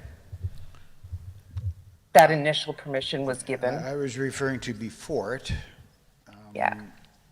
Because at the, how it works is that we as a council would hear that public hearing before we do this bylaw. Does that make sense? Yeah, no, that's what I was referring to. So that's what I'm looking for. Yes. Thank you. Okay. So we have a motion on the floor to amend. Yes, And I do actually have a question that isn't, if I may. Go ahead. Okay, thank you. Through the chair to Emily Elizabeth, and I'm referring back to Councillor Nielsen's first question regarding the number of animals per space. And I'm concerned about it, and it's not going to necessarily change my vote, but I just need something in my head. And thinking animal welfare, when we say that we can go back and look at what the province says about a maximum number of children in a building, or even a maximum number of people in a building, but that we don't have a similar thing to say for animals. So we didn't have anything to base our land use bylaw on. If a recommendation was to come to us at a later date based on people who work with animal welfare, and I'm just going to say the SPCA or something like that, to say, here is something we would recommend added to the bylaw, we could amend the bylaw afterwards, correct? Through the chair to Councillor Aberley, I'll just clarify the first point that you made regarding provincial standards regarding children in a daycare facility. Those standards do exist, however, they are enforced and administered by the province. And so we don't have them directly in our land use bylaw, although we refer to that legislation. Similarly, Currently, I think as Elizabeth noted, the Animal Protection Act handles animal welfare within the province of Alberta. The currently proposed amendments refer to that act. So if that act was amended, we actually might potentially have something more concrete to go on in terms of how we assess development permit applications and also how the province regulates them. So even if they're not, we would have the option to go back and directly amend the land use bylaw, but if standards are also in the provincial act, we could also refer to those standards in making a decision on the discretionary use application. So I was right. I was correct, and when I read that they don't have that number though. That's why we didn't have a number. So we could make our land use bylaw more, I don't know what I'm trying to say, harsher, because those numbers, if we chose those numbers outside of the provincial regulation.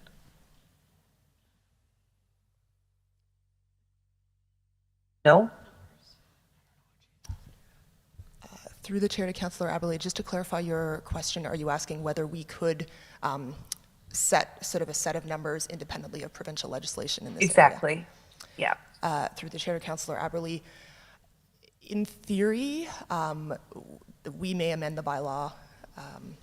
The city may amend the bylaw however we choose. In getting advice from our legal counsel on this specific issue, one of the things that they advised us to do was to consider how, if there's a conflict between areas of provincial jurisdiction and areas of municipal jurisdiction, if there was a legal challenge, it might not win out. So it is safer generally to stick to regulations that have to do with the municipality's authority in the area of land use, knowing that if there was a challenge to something that was a bit beyond that, it might be more difficult to uphold.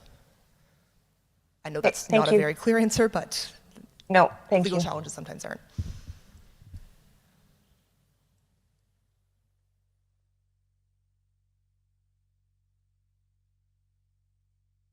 Councillor Hoare, did you have a question? No. Thank you. Thought I saw your hand. So, Councillor Nielsen, we're on your motion? Yes, to adopt the entire document as amended. All of those in favor?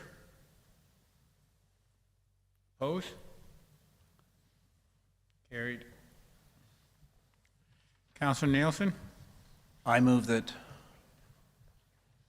Council directs administration to schedule a public hearing for bylaw 2098-25 on November, that's wrong. January 13th.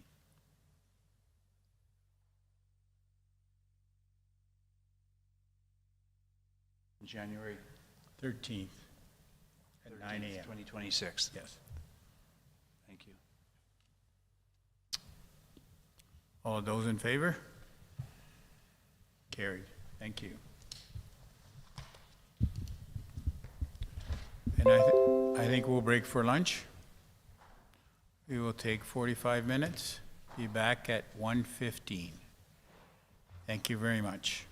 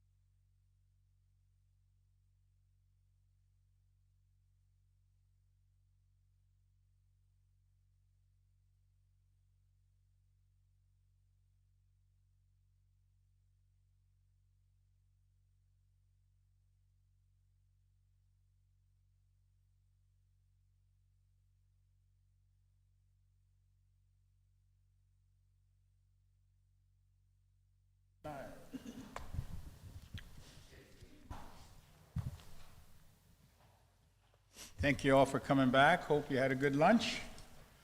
We certainly did. Thank you, Laura. Indeed. And I would like to move to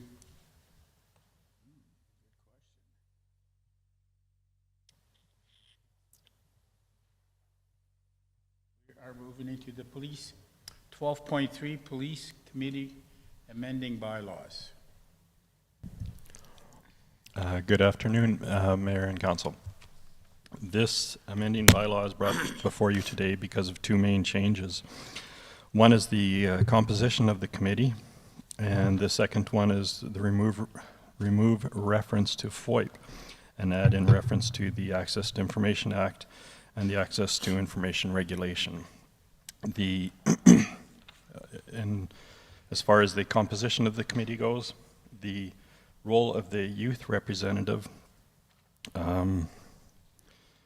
is currently a requirement, and because we have been unable to find any youth representatives and want to move forward with the committee would not be able to meet until this position is full and maintained at all times.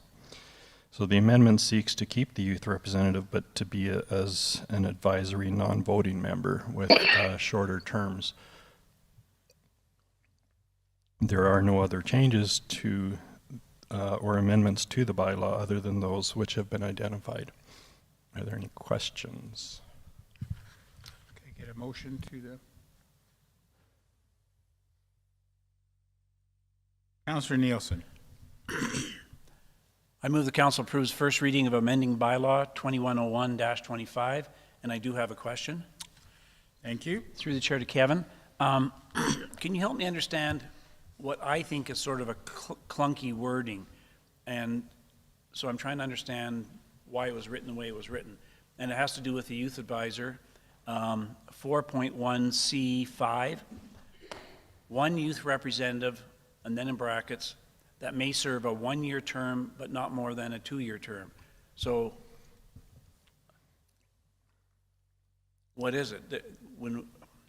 Is it a one-year term and followed by another one-year term, or can somebody come and get a two-year term? Sure, through the chair to council. The reason that it's worded this way is the youth is defined between the ages of 16 and 18. Once they turn 18, then they become an adult. So if a youth representative joins the committee at, say, and he's 17 years old, he could only serve a one-year term, otherwise he would be an adult for his second term. So if we found a youth committee member that happened to be just 16, then he could serve close to a two-year term. So that's why it's worded that way, to be able to accommodate youth and still have them in that youth category. Gotcha, thank you. Any further questions? May I?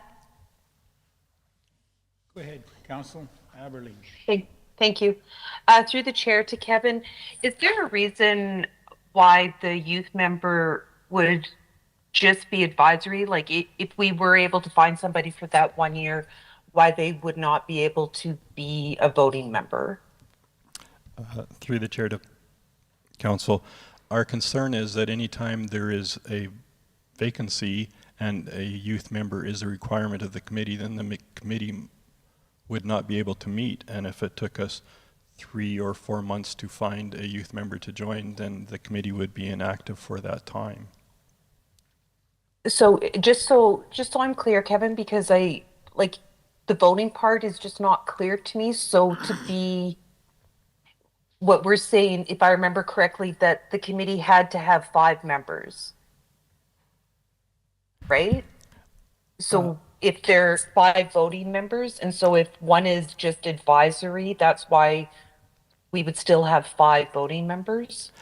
Through the chair to council, there would be 4 public members at large, and then as we go through the advisory non-voting members, one of those now, in addition to the RCMP officer in charge and manager of enforcement services, and et cetera, there would be 1 youth representative now that we would look to the new board perhaps to have them come up with ideas on how we could recruit and obtain a youth member that would serve on the board at all times but be advisory, and so that we still get to hear the youth perspective But if they're a voting member, then again, we risk not having enough quorum to be able to have meetings.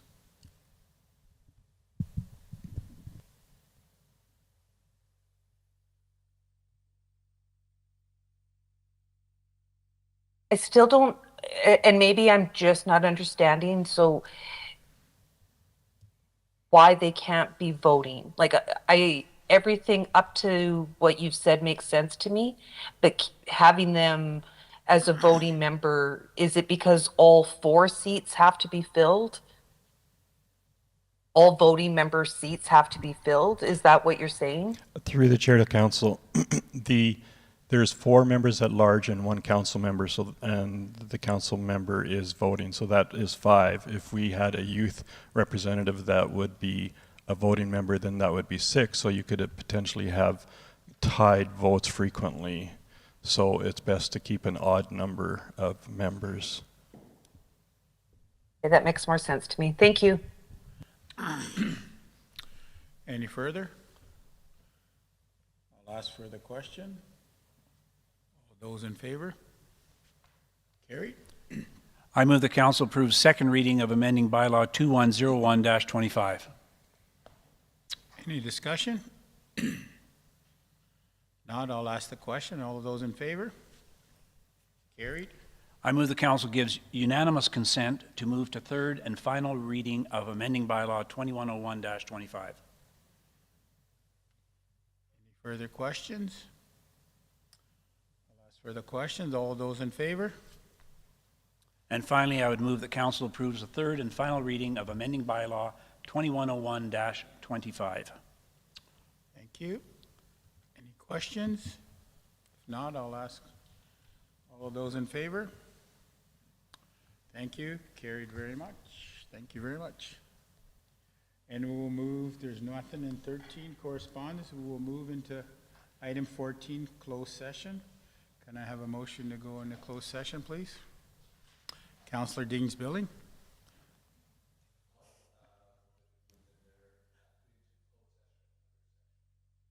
All those in favor? Thank you. Sorry.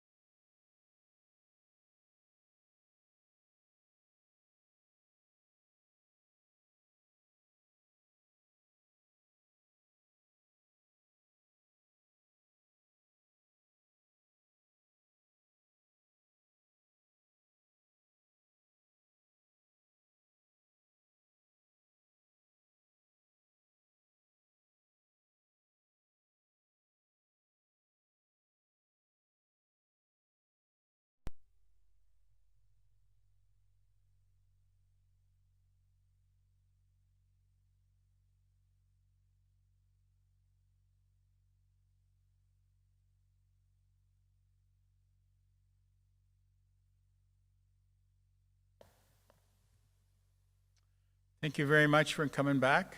I'd like to have a motion to come out of camera. Councillor Nielsen? All of those in favor? Carrie, thank you. And we have... Is there something being presented for us? There is, Mr. Mayor. There'll be a motion coming up on the screen shortly.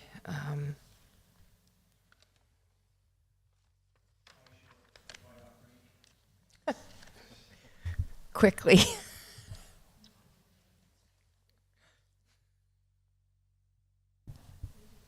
Have a motion to that? Councillor Nielsen.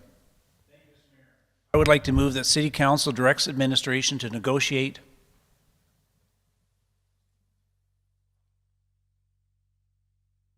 ice time with the Longhorns from April 1st to 12th, 2026. Thank you. I'll call for the vote. All of those in favor? Carrie, thank you. We will move on to new business. Item 15.1, cats, by Council Laura White. Yep. Council action task summary through the chair to administration. As a new councillor, I've been working at understanding all the projects that have been in flight before I got here. And so this summary was one of the first places that I have come across. And if there's somewhere else I should be looking, please direct my attention there. But for now, this is the list that I've seen that had a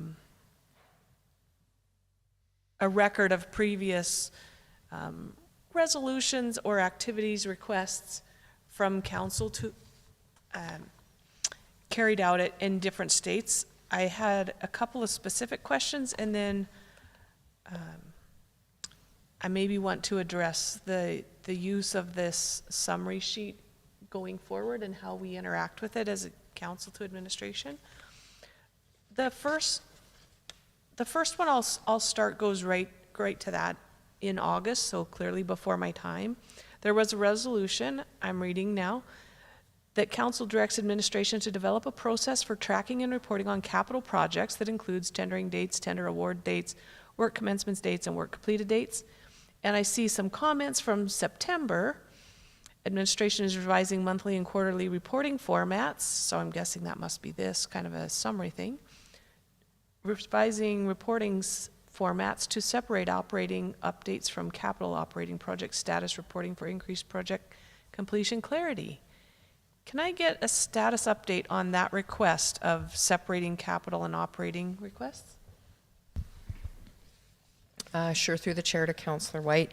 I know this has Jackie's name on the comment, but I think we had assigned this task to our executive assistant, and she has developed out the form, but we need to work with iCompass in order to get that embedded into iCompass. And then what we'll do is populate all of the existing, any open projects, whether it's previous years or current, and they will be put in the same format so that you can track projects. And so I did have a discussion with her last week, and that is her priority this week, to get this finalized and over to iCompass so that hopefully in the new year we can populate that right away. Can I ask, is that going to be two documents, one for capital, one for operating, or will they be together and maybe just an additional column that says if this was an operating? Like, I don't want to direct you how to do it. I just want to know what to expect. I think we would have it all in one, just for ease, and as projects are closed out, they're kind of treated the same, they're just funded differently. So yeah, it would be the same document. Thank you. I'll carry on with my next couple of questions. Through the chair to administration, I see a project, Manlock Aquatic Center Security, and the resolution was that council directs administration to hire security at the Manlock Aquatic Center until such time as appropriate security cameras are installed, with funding coming from unspent staffing funds. And the last comment I see on that is November 12th. Security has been extended to the 14th to allow testing and ensure new camera system is fully functional and operational. The status still says active, but I think I understand that this is complete. Can I get some assurance on the status of that project? It is, and what should happen for the next update of CATs would be, there would be a note in there saying this item is completed, it can be closed out. So the way that we work it once it's completed is council sees it one more time as completed, and then it drops off the list. So at the next update, you'll see that the work is completed, and then it'll drop off the following one. Thank you. I saw some completed items, so I can expect that. Thank you. Carrying on, sorry, thank you. Through the chair to administration, storm sewer maintenance with a resolution says that council approves up to $140,000 to be funded from storm sewer reserve for storm sewer maintenance, and a note in October that said work was delayed but is ongoing with anticipated completion of November 21st. Can I get an update of what that project was and if it has been completed? Through the chair to council. So this project, like it was said, it was delayed.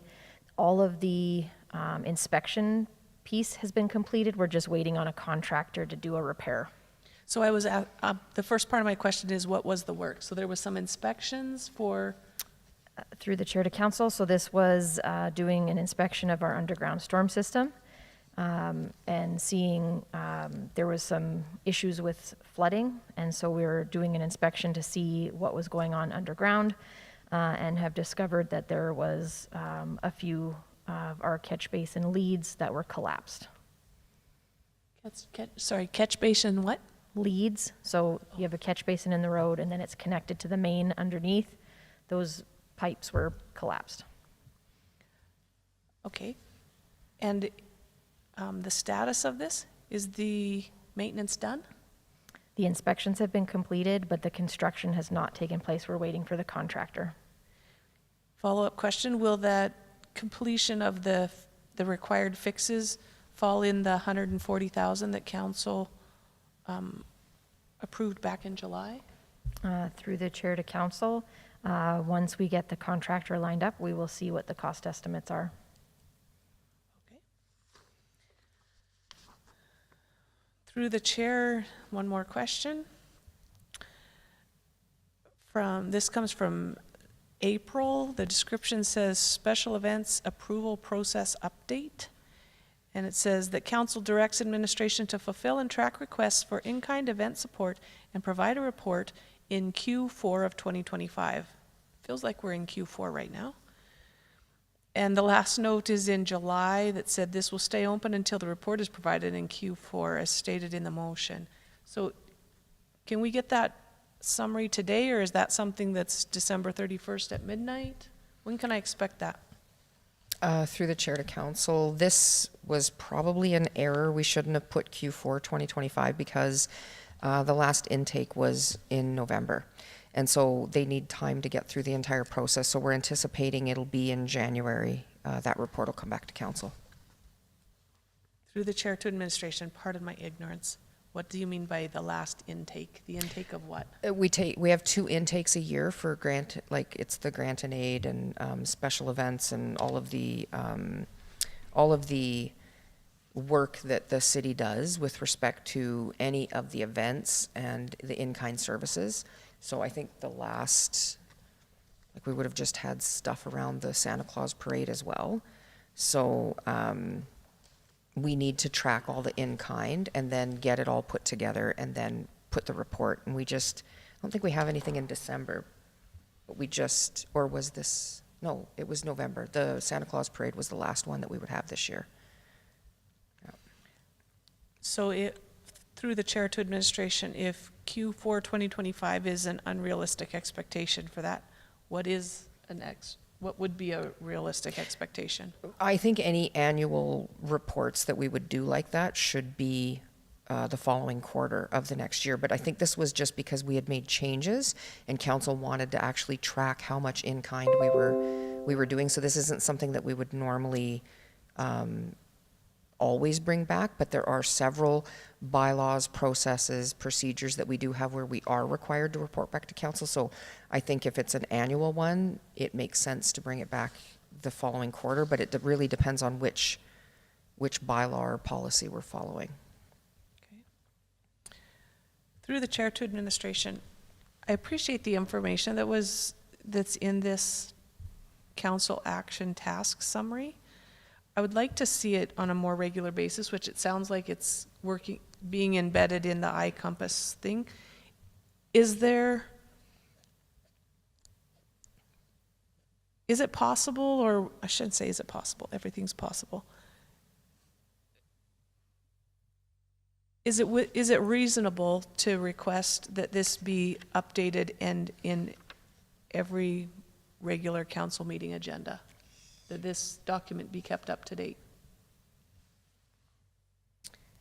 I don't think it's unreasonable, although there may be periods of time where there's going to be zero updates. Yeah. A lot of the items we don't even update monthly because, and this comes out monthly because we're waiting 3 months or 5 months for some action to happen. So, yeah, we could work on bringing it back every month if that's what council wants, or sorry, every meeting. To clarify, did I hear you say that this comes out every month? It does. Sorry, I haven't been here enough months to observe a pattern yet. Yeah, it comes out once a month. Okay. Does it always come out, or do I need to make a motion to ensure that it's going to be part of a monthly meeting or monthly agenda package? It's always scheduled. I believe it's the second meeting of the month. So, okay. Yeah, it only came out a couple weeks ago, so I think that's why we didn't do it in December. But in January, it'll come at the last meeting, and then in the summer months, there's only one meeting in August, so it would come at that August meeting as well, because that's the last meeting. So. Okay. And final follow-up question is, through the chair to administration, how do items get on this list? So every motion of council is tracked through iCompass, and we meet after council meetings, and we go through each item and we assign it to someone. If there is an action to follow up on, sometimes if it's just like information, we don't put that in there. But if there is an actual motion of council where it's directing us to do something, then we put it onto the CATs. Okay, I'll start watching for that. Thank you. A question, further information to Kathy. Kathy, that catch basin, you said we had a lead broken. Is it better to do it now or do it in the spring due to the freezing and thawing cycle, or is that going to have an effect on our final product in the winter rather than in the spring? Through the chair to council, I personally would recommend fixing it now, because once the spring thaw comes, that lead isn't working, and so it's better to catch it now before the thaw. Thank you. So can I receive that 5.1 as motion to receive it as information? Sure. I move the council accept the council action task summary as information. Thank you. All those in favor? Thank you.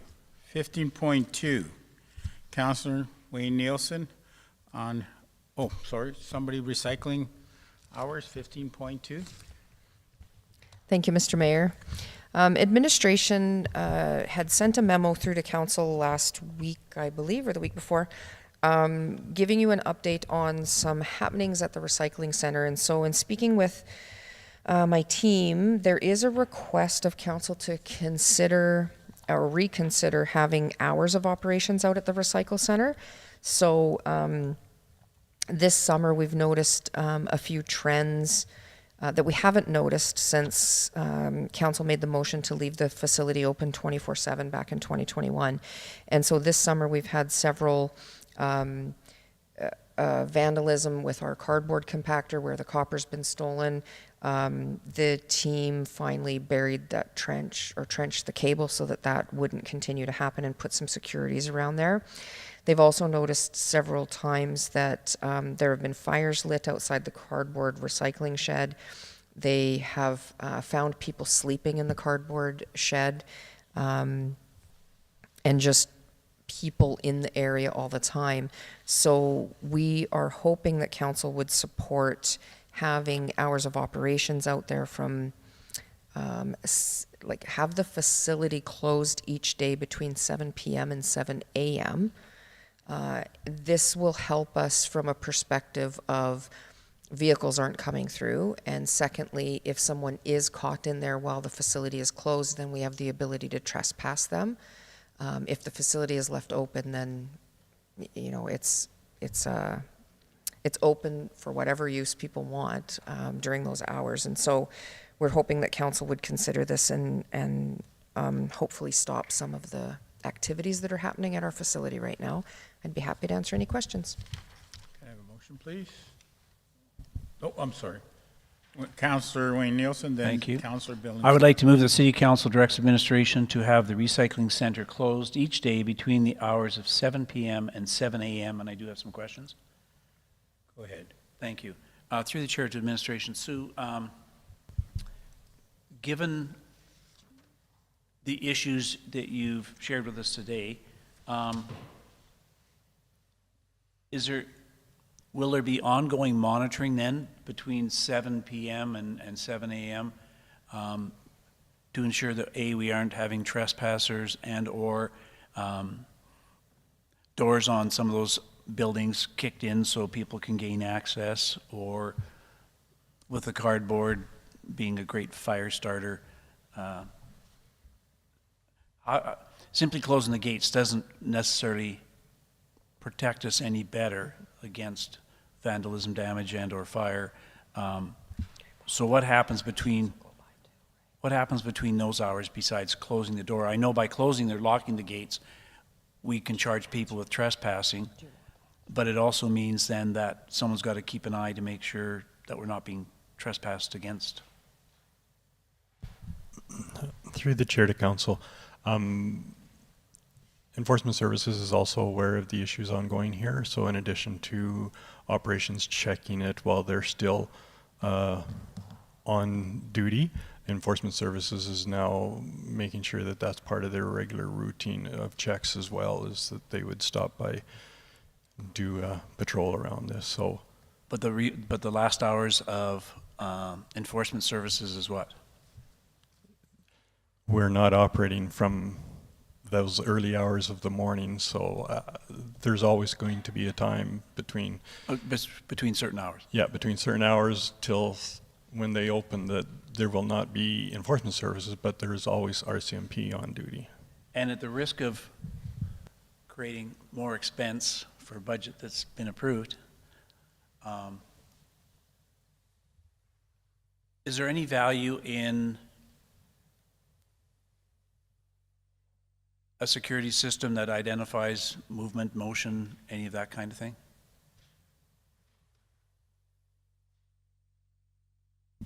Through the chair to council, it's definitely something that we could look into, is having some security cameras put up there. We have a number of facilities that we're trying to prioritize within the city to get security cameras up, and so this could be added to that list for sure. Sorry, I think further to that, Circular Materials is going to be taking over this facility later 2026. So this really is just a temporary solution until, well, I guess, sorry, that's mistaken. They're taking over the recycling and they're paying us to continue with the recycling center. But once recycling goes curbside, council has the option to close the recycling center at that point. So this could be just a temporary solution until council makes a decision with the recycling center. Thank you. Councillor Billingsley. No, I'll pass. Thank you. Thank you. I have a question. Sue, when we had it closed before, did we have a lot of waste put outside the gates where people got frustrated and just dropped the garbage in front of the gates? And through the chair to council, not since I've been here. I did hear that story. It happened apparently one Boxing Day, and then council decided to keep the facility open. But since I've been here, we were closed on certain days, keeping Boxing Day open, obviously, and we never did have that problem ever again. And we have cameras on site there at the recycling? When they're not being stolen. Thank you very much. Councillor Nielsen. Given this motion, should it pass, we haven't put a start date to it. And should there be a start date? Through the chair to Councillor Nielsen, we were likely going to make this start in the new year so that it gave us some time to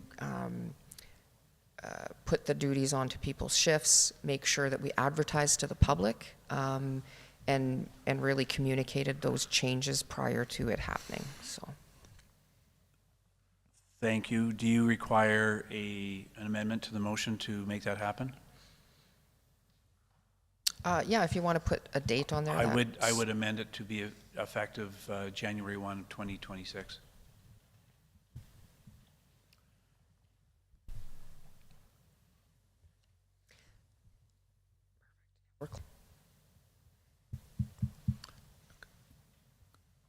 We have a motion. To the motion, all of those in favor? Carried. Councillor Nielsen. Thank you. Along the same lines, and the reason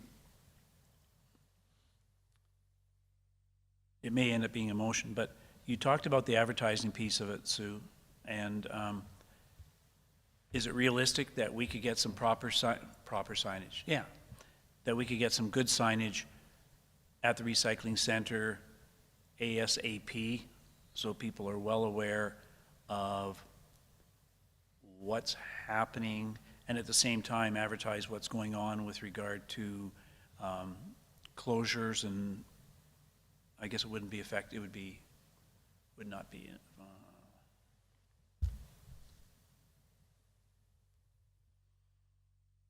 I was thinking of the Christmas break, but it wouldn't be in effect then. But just to get some proper signage up right at the location so people are well aware of what's coming. 100%. And I don't know if that's a direction. I don't mean it to be a direction, but. So you'd like to make a motion for signage? No, I'm going to leave that to administration to do their due diligence. Okay. Any further questions? We need to vote on this? Nope. Okay. Then I would say I believe this is our last. It is. It's in the German 16.1 adjournment. I like to say thank you all for your dedication, your sweat and patience. I wish you all a safe and Merry Christmas, and hope Santa's good to all of you. And hopefully we won't have to do too much walking around here, lose some weight come New Year's. Thank you very much, and happy holidays. Thank you. And I adjourn this meeting today at 2:30. Thank you. And